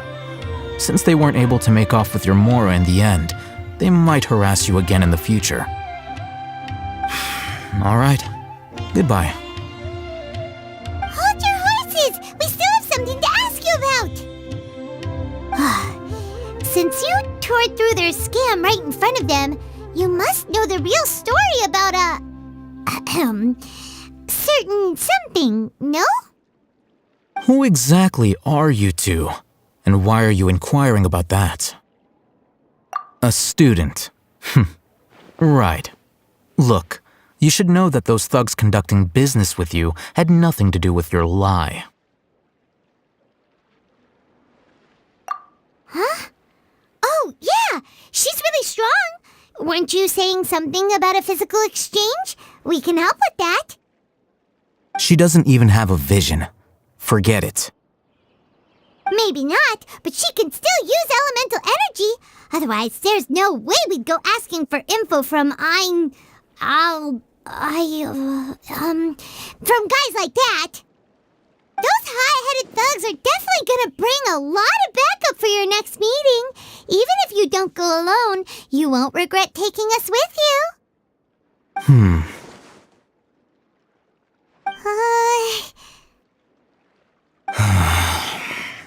right, I accept. Got a pen and paper? If you're searching for someone who sells that kind of merchandise, I'll give you one of their addresses, and you can try your luck. We'll reconvene at the appointed time by the pier. It doesn't matter if you show up or not. So, since you were happy to give us this merchant's information, does that mean you can tell us exactly what we're after? You were willing to part with 500,000 mora for something and you didn't even know what it was? Okay. Well, if you truly are as skilled as you claim, then you can beat the answer out of them when they become hostile. Look, if you've been making inquiries, then you have to know something by now. Tell me what you know so far, so I don't waste time repeating information. We know it's connected to the academia somehow, and that not only do the Eremites deal in it, but some students want to get a hold of it too. What else? You know almost everything there is to know, but you're unable to compile this information because you've never seen the object before. This is what you've been looking for.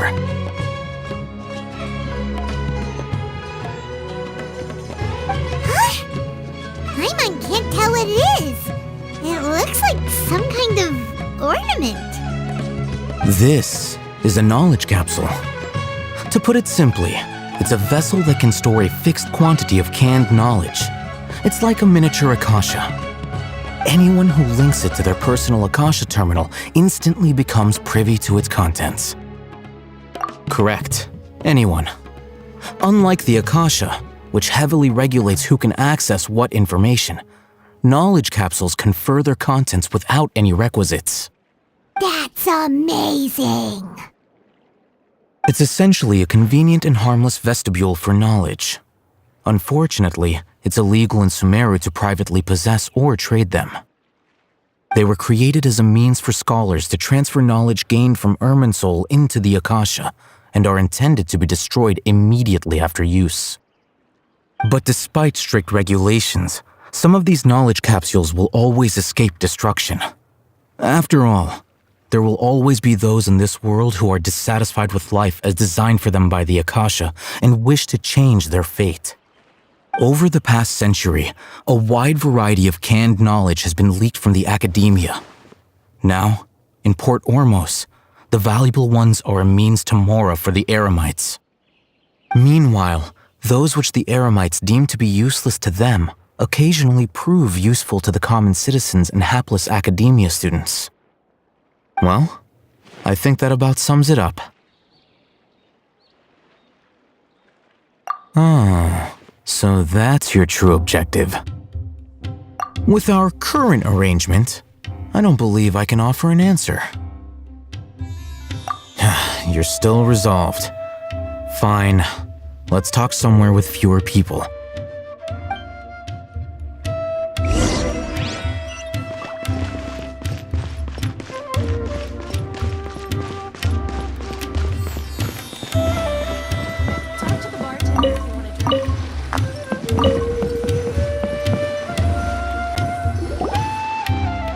Let's continue our conversation here. If you wish to learn more about the knowledge capsule that the Academia lost, then you must help me with something. I need you to find someone named Dory, a traveling merchant. Unlike the peddlers who hawk inferior knowledge capsules, she often has quality goods in stock. Some say that as long as there is profit to be made, there is nothing she won't dare to sell. She's guarded against people from the academia because most of her wares don't comply with academia regulations. I think she blacklisted me. I met with her informant, but it soon became clear that they had no intention of letting me get any further.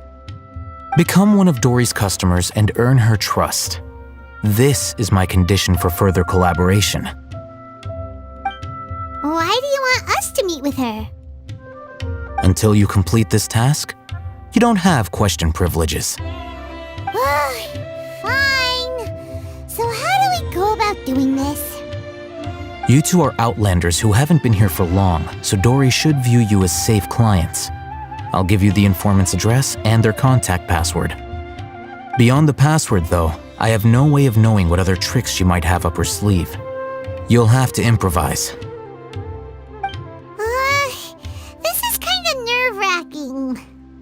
The true challenge begins after you meet her. She has a keen nose for mora and a shrewd eye for wares, and she only likes customers who she deems to have good taste. I'll prepare some funds for you. Buy her highest quality wares and earn her approval. But we only just saw a knowledge capsule for the first time. We don't know how to tell which ones are good and which ones are bad. Is that something we can learn quickly? That's true. Have you two heard of elemental sight? Oh, that's a surprise. Guess I'll have to hold you in higher regard. Anyway, that ability should resolve your issue.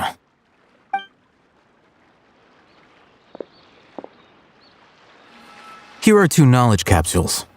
Tell me, can you detect any difference in their quality?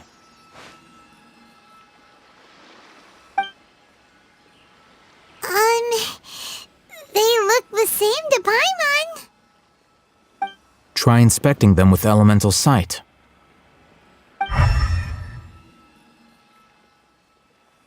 it go? Did you see anything? Rumor has it that higher quality knowledge capsules generally appear brighter when viewed through elemental sight. That's because knowledge originates from Irminsul, the root of Dendro power itself. The more powerful the knowledge, the richer it is in Dendro energy. However, some canned knowledge with a high concentration of elemental energy is of little use in contemporary times, so those capsules are of little value. Using elemental sight is merely a stopgap measure, but it should suffice for earning Dory's trust. That sounds pretty impressive. Here's a sheet with the informant's location and contact password, and here's the mora for purchasing canned knowledge. Don't be cheap. You'll need to spend to catch Dory's eye. If there's any mora left over, just keep it. Oh, and be sure to exercise some caution. There have been Matra present in Port Ormos lately. Your efforts will be for naught if they catch you. Matra? They belong to the Academia's regulatory body. They also handle cases of illegal canned knowledge transactions. Like I said, the Academia has banned both their trade and possession. The Matra are razor sharp. You're in for nothing good if they lock their sights onto you. If you two want to back out, now's the time. Okay, then we have a deal. If you succeed in your dealings with Dory, come find me at the Wikela Funduk. We'll have an open discussion then. Looking at what Al-Haytham wrote, Dory's informant is a traitor near Old Ormos. Let's follow these instructions and try to get in contact with him.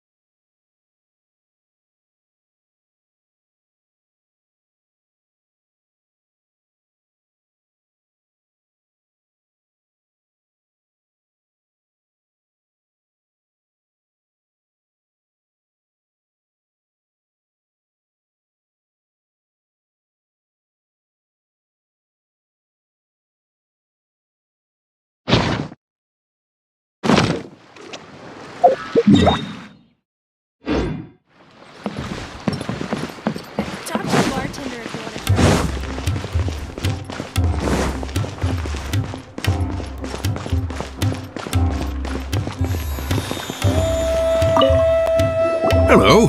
What are you two looking to buy? What a unique palate. We have unripe hara fruits, but we usually keep them in the back. I'll have someone escort you. Following the paper got us past the first round. Ronak, these two want to buy unripe hara fruits. Show them to the warehouse. Got it. You two, please follow me. You two have a fascinating fashion sense. We haven't seen a customer wearing a Sumeru rose for quite some time. Hold on. Let me think. Sumeru rose means common merch. No, look again. We're obviously wearing morning flowers. Ah, my mistake. I do apologize. Whew. That pop quiz sure was scary. The warehouse is up ahead. Please follow me.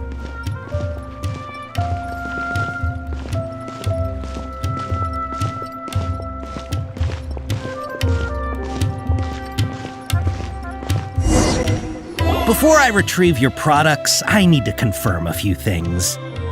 Please forgive me, but we may not have sufficient stock for you today. Earlier, many of our hara fruits were taken by mice. Thanks. If better goods come in, you'll be the first to know. You look like you have some skill. Why don't I pick out some fruits that'll make you dizzy?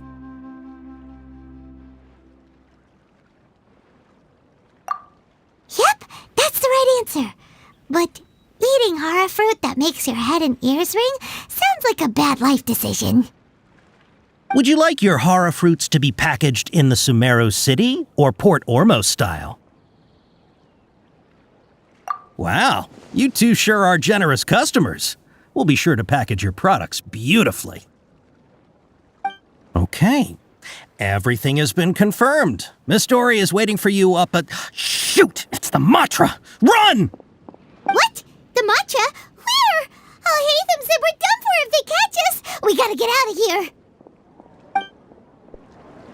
We don't know this area, so let's follow that informant. Delicious food. Freshly made and He ran that way.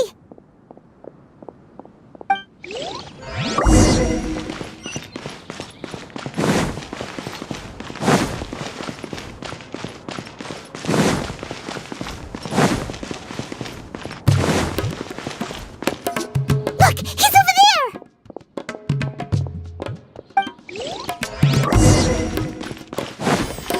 Keep up.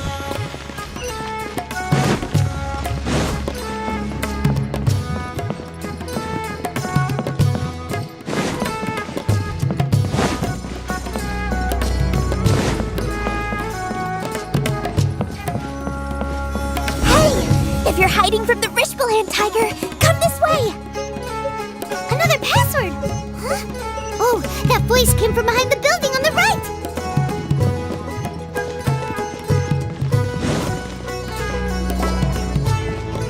Here, over here. You can stop running now.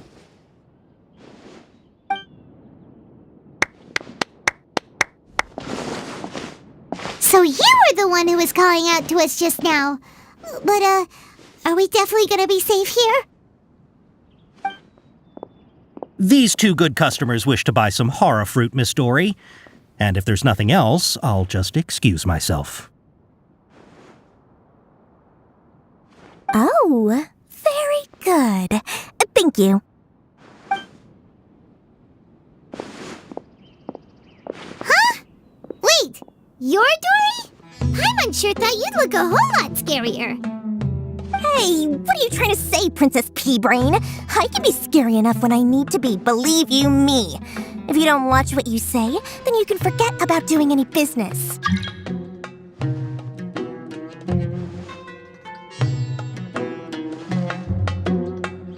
But it seems you two have actually done pretty well so far. Not only did you manage to find the informant, your reactions were also pretty sharp. You don't really look like criminals or anything, but I bet my Mora that you've been involved in some shady dealings, haven't you? Paimon's not sure if that's supposed to be a compliment, but we'll take it. I can't risk doing business with people who start huffing and puffing after just a few paces, no matter how much Mora they might have. Not only will they get caught by the Matra, but they'll also get us into trouble. As decent folks trying to run an honest business, we don't need any of that. Wouldn't you agree? So that's why I prefer to have customers like you.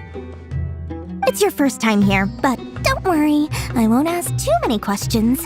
Even if you wish to buy enough knowledge capsules to decorate your house with, please, knock yourself out.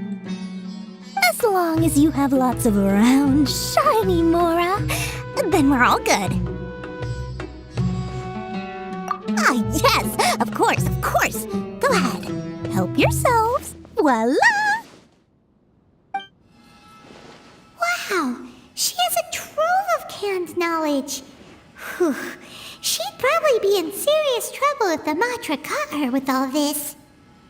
What kind of products do you seek, my dear customers? Don't worry, I'm not interested in your reasons for buying. I can, however, offer some suggestions. Take this one, for example. An analysis of the sociological ideology and dialectics of the Hilichurls. Only 3 people in all of Teyvat have ever studied it, making it extremely rare. It's on sale now for 350,000 Mora. Yeesh, who would want to be an expert in that topic? Or how about the architectural styles and construction methods of Teyvat in the early Archon War period? With this one, you can become an expert in historic architecture preservation and find an excellent, well-paying job in nearly any nation. Ooh, now this sounds like it could be useful. 2 million Mora, and it's yours. No discounts. Whoa! That's a lot of Mora! Of course, you are free to pick whatever your heart's desire. The contents and price of each knowledge capsule are indicated in small text on the body of each one, down at the bottom. Alright, let's try the method that Al-Haytham mentioned.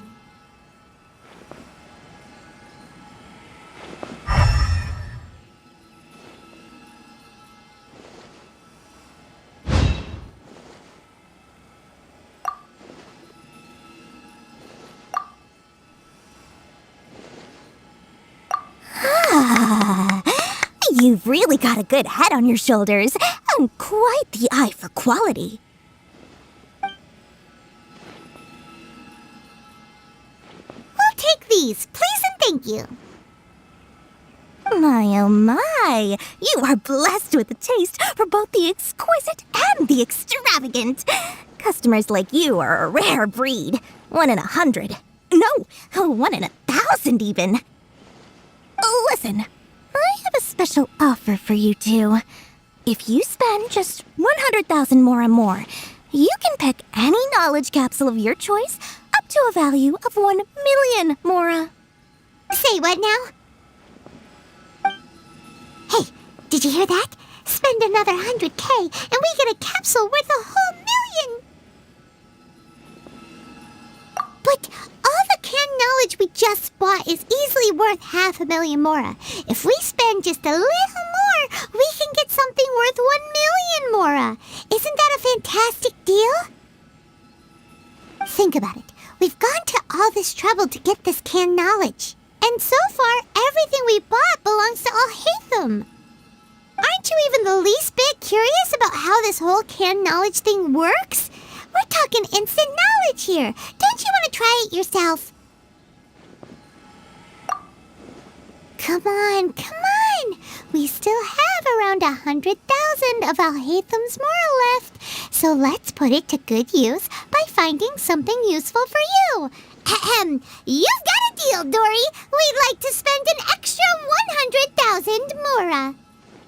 Excellent! Then please, select from this fine collection of canned knowledge over here. Hold on a second. Paimon thought we could choose whatever we wanted. Why can't we choose the ones from over there? Oh, but my dear customer, the knowledge capsules over here are worth 1 million Mora each. I'm sure discerning customers like yourselves will be able to find something to your liking. Please, take your time. Uh-oh, Paimon has a bad feeling about this. Let's use Elemental Sight again to check these. Huh? Why? Hey, we're getting a capsule worth 1,000,000 mora here. Don't be such a party pooper. Well, anyway, the mora's already been spent, so let's at least try to find something useful. Let Paimon take a look here. An introduction to traditional Sumeru brewing techniques, the art of growing spices, an overview of ancient runes. Oh, how about this one? Sword fighting techniques? Not sure we'd ever find volumes 1 through 7, but at least this knowledge should be useful, right? Let's go with this one. Dory, we'll take this one. All right, very good. I'm expecting some new goods in the next couple days, so be sure to check back again soon. Whether it's canned knowledge or anything else you need, bring your mora to Dory and doors will open. Our dealings with Dory went smoothly enough. Let's head to Wakala Funduk and meet up with Alhaitham. Trust Hopefully now he'll finally tell us about what the Academia lost.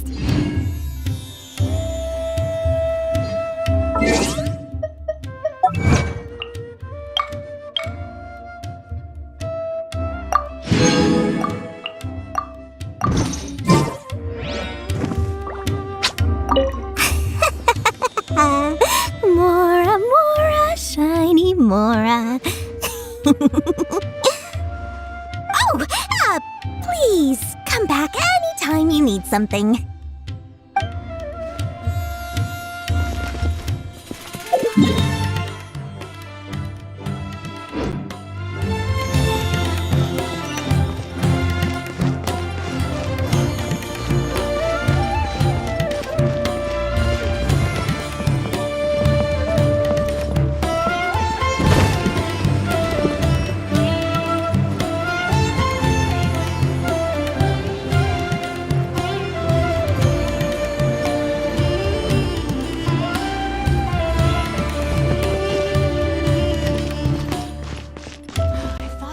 Ha!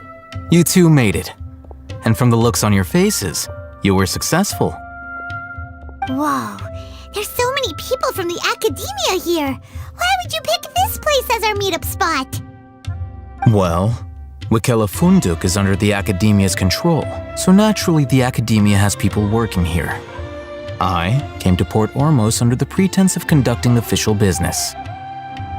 You're a pretty daring guy. Relax. No one here is interested in anything we say, and the Matcher won't come here. Okay now, tell me how your encounter with Dory went. Okay, we did what you asked. So, can you tell us about the knowledge capsule that the Academia lost now? Before that, I have to ask, why are you two so intent on tracking it down? You don't have to answer, of course. Yeah, she just wants to meet the God of Wisdom and ask her about something important. We've been in Sumeru for a while now, but we still haven't found a way. When we heard that the Academia had lost something that might be related to the gods, we came here in case it turned out to be our lucky break. In that case, you're on the right track.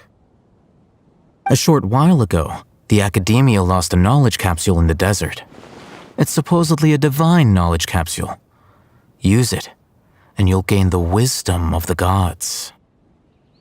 Wow, there's really such a thing as that? Hey, if we find it, do you think we could learn how to meet the Dendro Archon? Ooh, or even how to find your brother? I highly doubt it has any mystical properties, but it does indeed exist. And it's right here, in Port Ormos.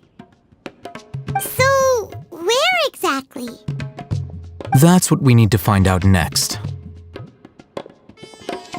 I won't deny that. I am investigating because I'm curious as to what the divine knowledge capsule truly is. As you know, the Eremites in Port Ormos also have their eyes on it. It is an extremely precious item. The knowledge contained within may bring great power or wealth to whoever has it in their possession. Several brigades have been vying for ownership of it as of late, but there is still no victor. My personal finances and connections cannot compete with those of the Eremites. After attempting various methods, I finally managed to reach a tentative agreement with several brigades. I agreed to forego ownership of the Divine Knowledge Capsule in exchange for the opportunity to study it. After all, there's no harm in understanding what it is. However, there are those who are less amenable to negotiation, such as those from Ain al-Ahmar. They adamantly believe that the Divine Knowledge Capsule contains King Deshret's power, and that he will return to this world when they obtain it. They refuse to let anyone from the Academia tarnish their deity's soul. So you kept hounding them because they refused to cooperate with you? Yes.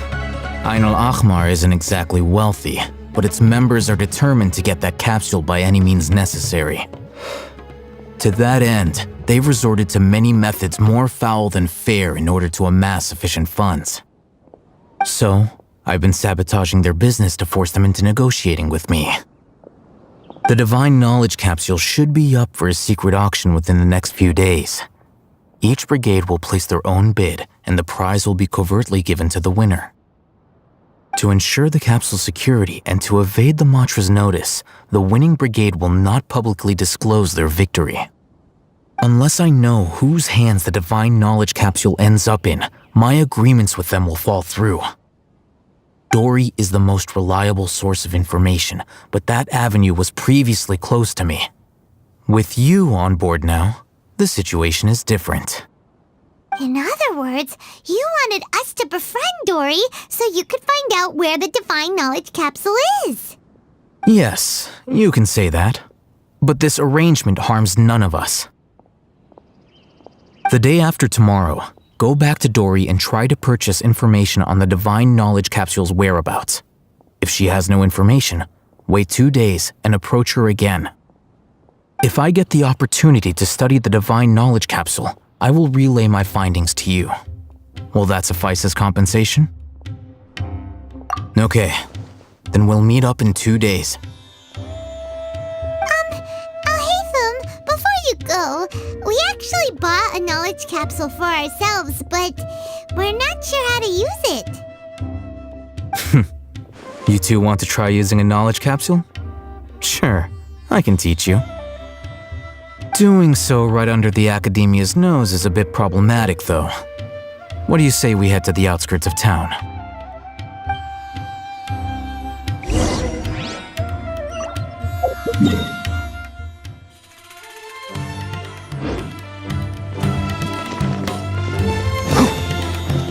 Keep up!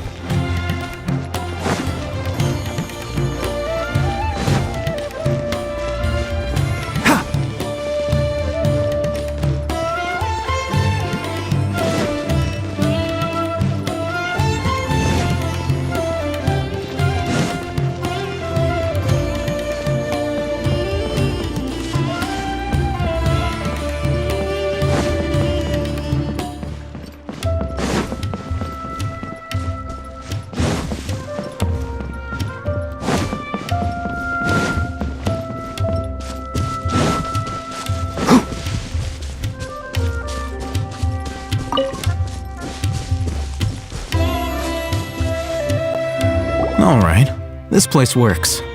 Show me the capsule you purchased. Here. Sword Fighting Techniques 8. Huh. A combat class knowledge capsule. This class is something of a rare find these days, since most have been taken by the Eremites to augment their battle capabilities. Really? Aw, yeah, what a great buy! If you want to determine the efficacy of this capsule, I can evaluate your combat ability. However, effects will likely be minimal if you already possess a high amount of strength. We can conduct a controlled experiment where you fight 2 battles, one before using this knowledge capsule and one after. While you fight, we can use an Akasha terminal to monitor your various physical parameters. There may be variances in your physical strength between the 2 tests, as well as a disparity in your opponent's abilities. But don't worry, I'll run statistical analyses afterward to mitigate any confounding effects. Wow! Alhaitham!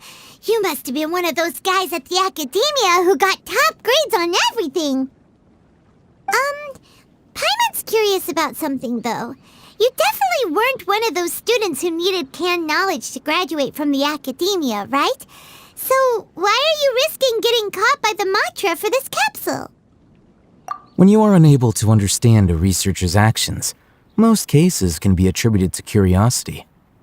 This is but one theory. Sounds like you're trying to avoid the question. All right, let's begin the test. Just fight as you normally do.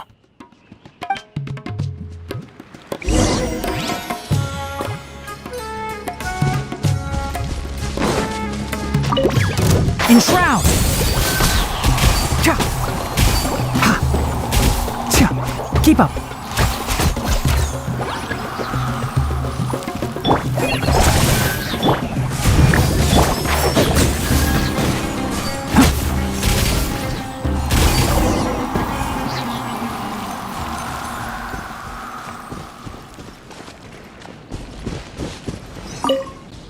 All right. I'll link your Akasha terminal to record data. The next step is to use this knowledge capsule. Hold it in your hand. I'll help you establish a connection with it so you can activate its power.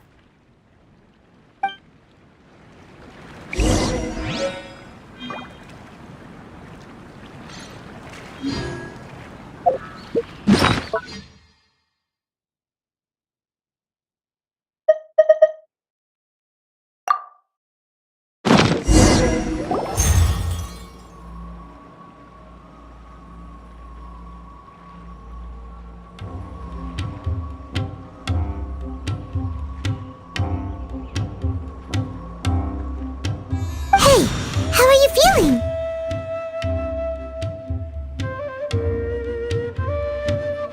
You mean that it worked?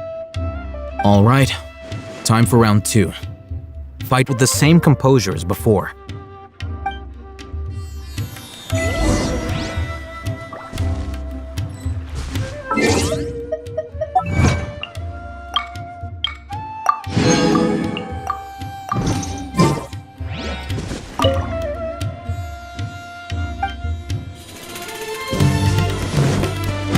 One with the forest! You're in for a little shock. Come a little closer. Can't see?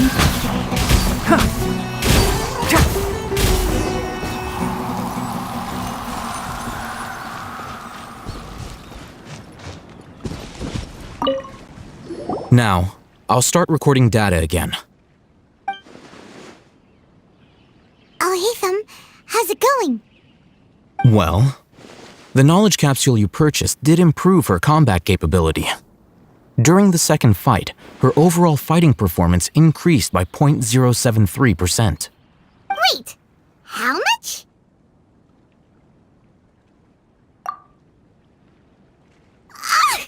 Dory's such a jerk! She totally scammed us! 1 million mora? This thing isn't worth a tenth of that amount! Of course, this could be because she is so powerful that the capsule's contents were unable to produce a substantial increase. At the very least, this test allowed me to gain more insight into you two. Our deal seems increasingly worth my investment. I'm heading back to Akela Funduk. I await your response in 2 days' time. This is Mora for when you ask Dory for information. Pay her as much as she requests.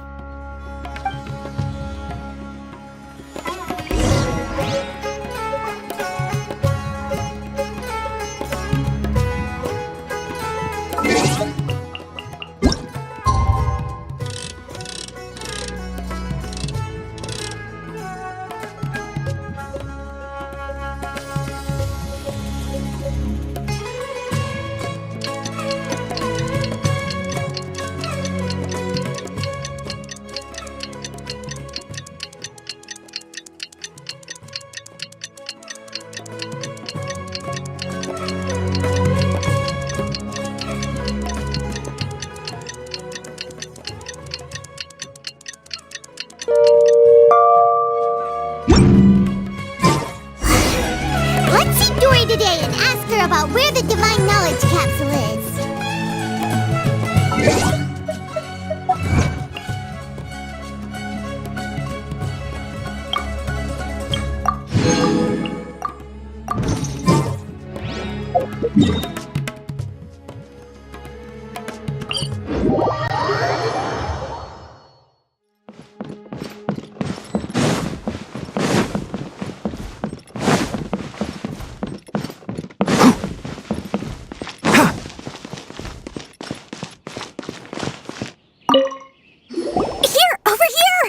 Welcome back, my loyal patrons. What can I do for you this time? You name it. Canned knowledge, supplies, or anything else you need. I'll find a way to get it. Where there's a waterfall of Mora, there's a way. Can you really get us anything we want? Anything at all? Uh-huh. So it appears that canned knowledge alone is no longer sufficient for your opulent appetite. Then please, oblige me. Tell me what you have in mind. Oh! I knew customers with pockets as deep as yours would undoubtedly crave something more profound than ordinary canned knowledge. But you know, that kind of information isn't going to be cheap. After all, I had to work really hard to weasel my way into the auction site. Not to mention that if anyone found out that I was the leaker, I would be in big, big trouble. But how can we be sure your information is accurate? Paimon's curious how you just happen to have this kind of info the moment we need it. Because to me, anything of value is what I consider to be my supply. Therefore, I must always be aware of what's hot on the market in order to secure more sales. As for the information's authenticity, well, you've no need to worry about that. I used a camera to take a picture of the transaction. That way, no one can dispute it. It's always a pleasure doing business with such sterling patrons. Now that you've paid in full, here's the scoop. The Divine Knowledge Capsule was purchased yesterday by a certain Misery, the leader of Ain el Ahmar. Ain el Ahmar? You mean the Aramites who worshipped King Deshret? Ah, so you're already familiar with them. The group has done everything in their power to obtain the Divine Knowledge Capsule. After all, they believe it contains the power of King Deshret. That Divine Knowledge Capsule is unlike any other canned knowledge I've seen before. It was glowing bright red. The capsule is clearly visible in the picture I took. You can look for yourself. Thanks for the info, Dory.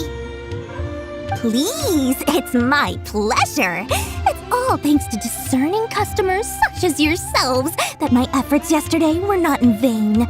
Please, don't hesitate to contact me if you ever need anything else in the future. Mora for Dory opens doors. Well, we figured out where the Divine Knowledge Capsule is. It turns out it ended up in the hands of Ain el Ahmar. Let's head back and talk to Al-Haytham. Remember to bring a token of our friendship the next time we meet, okay? I like to think it's built on a firm foundation of solid, shining Mora.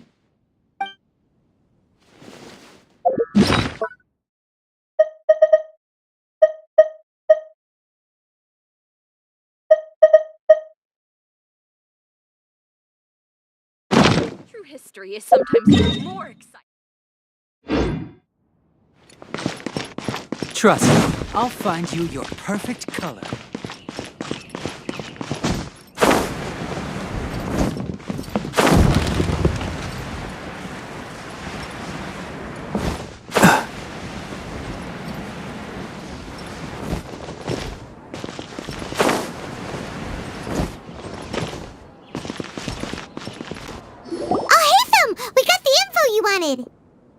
Really? All right. Let's hear it. Dory even gave us evidence to verify the intel. Have a look. Huh, look at that. Clear as day. It must have taken some guts just to infiltrate the scene of the Eremites transaction. But then to get close enough to take a picture like this. Bold move, Dory. Very bold move. All right. The person in this picture is indeed Misery, the leader of Ain al-Ahmar, and the glowing red capsule he's holding appears to be the Divine Knowledge Capsule. In which case, if we play our cards right, when we confront them next week, we should be able to force them to show their hand. At first, Paimon didn't get why you were provoking these Ain el-Ahmar guys. But now, it sort of makes sense. Everything's playing right into your hands. After we defeat them, we can finally have a serious talk with their boss and get them to lend us the Divine Knowledge Capsule. Thank you for your time and efforts. Take a few days off while I make some preparations. Let's meet up again on the afternoon of the arranged date, 3 o'clock sharp. See you then.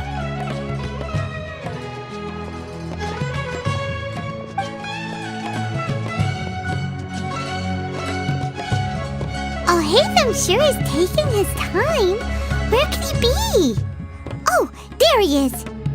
Sorry to keep you waiting. Let's head to the pier in front of Pharos Lighthouse. Yep, let's go.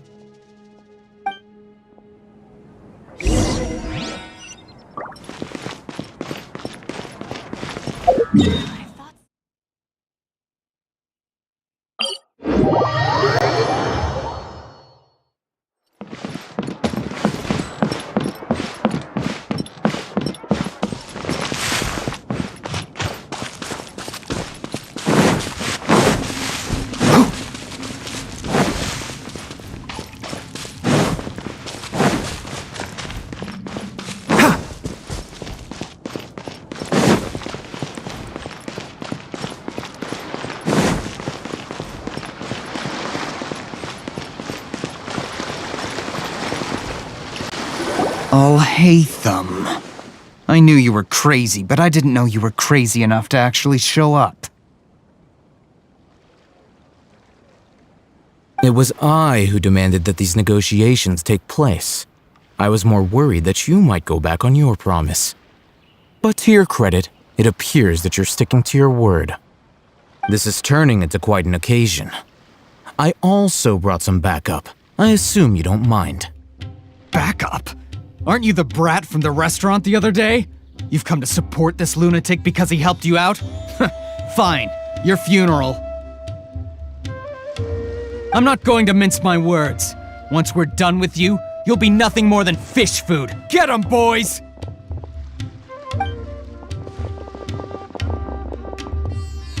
Uh-oh, here they come. Good luck, you two. That's close enough. Where do you think you're going? You're in for a little shock.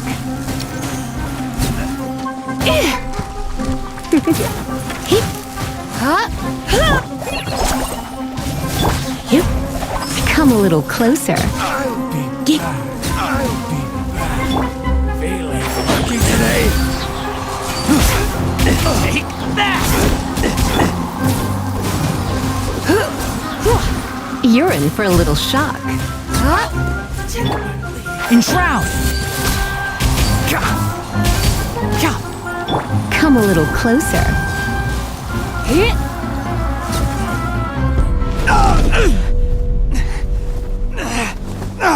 Academia scum!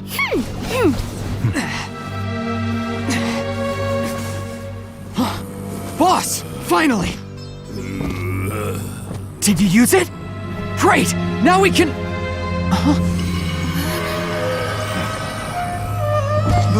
Boss?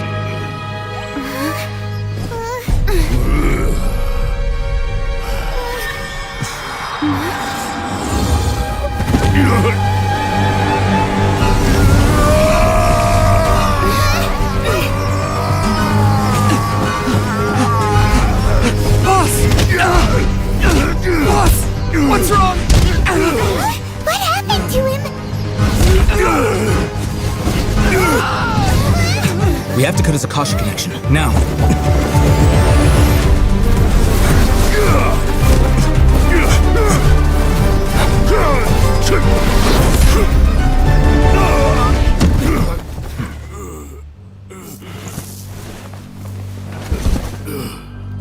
required! Arrest him!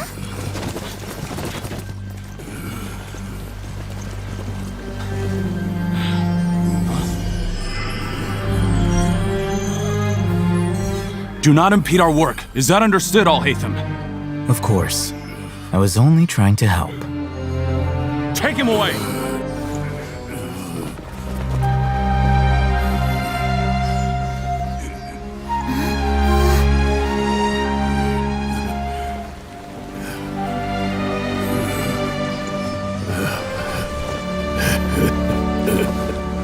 World, forget me. You want this one? What in Tibet just happened? It's like that big guy suddenly lost his mind. It looks like he used the Divine Knowledge Capsule. You mean the Divine Knowledge Capsule did that to him? Oh, yeah. You mean how some researchers go insane after getting knowledge from Irminsul? I've heard of numerous incidents of researchers in Satyavada life going insane. The state that man is now in suggests that this is a similar situation. This Divine Knowledge Capsule does appear to be linked to the gods, but beyond that, it doesn't seem anything like the rumors suggest. Possessing it doesn't grant you divine wisdom or power. Did you hear what he said? World, forget me. What could that possibly mean? If the mantra took him away, then that means the Academia got the Divine Knowledge Capsule back too. What a shame. We were so close. Still, Paimon didn't expect the Divine Knowledge Capsule would be so dangerous. Imagine if we tried to open it. Oh, who knows what would have happened to us? As things stand, there is no reason for me to remain in Port Ormos. I believe our collaboration has also reached its end. Oh, we were so busy trying to find the Divine Knowledge Capsule that Paimon forgot to ask you something.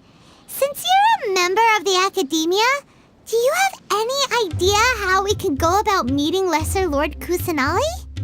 Truthfully, I don't. Lesser Lord Kusanali appears to exist outside of Sumeru's entire administration.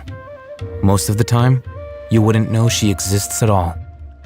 Moreover, since the Academia possesses the Akasha, a symbol of our deity's wisdom, scholars have no reason to desire to make contact with the deity herself anyway. Everything about Lesser Lord Kusanali is such a mystery! I'm heading back to the Academia. How about you two? It's almost the day of the Sub-Zero's festival. Maybe we should head back too. We've been rushed off our feet over the past few days, so maybe a little rest and relaxation will do us good. Then we'll part ways here, Al-Haytham, until we meet again.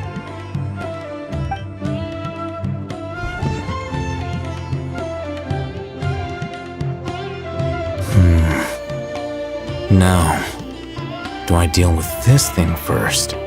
Or should I produce the report that the higher-ups require?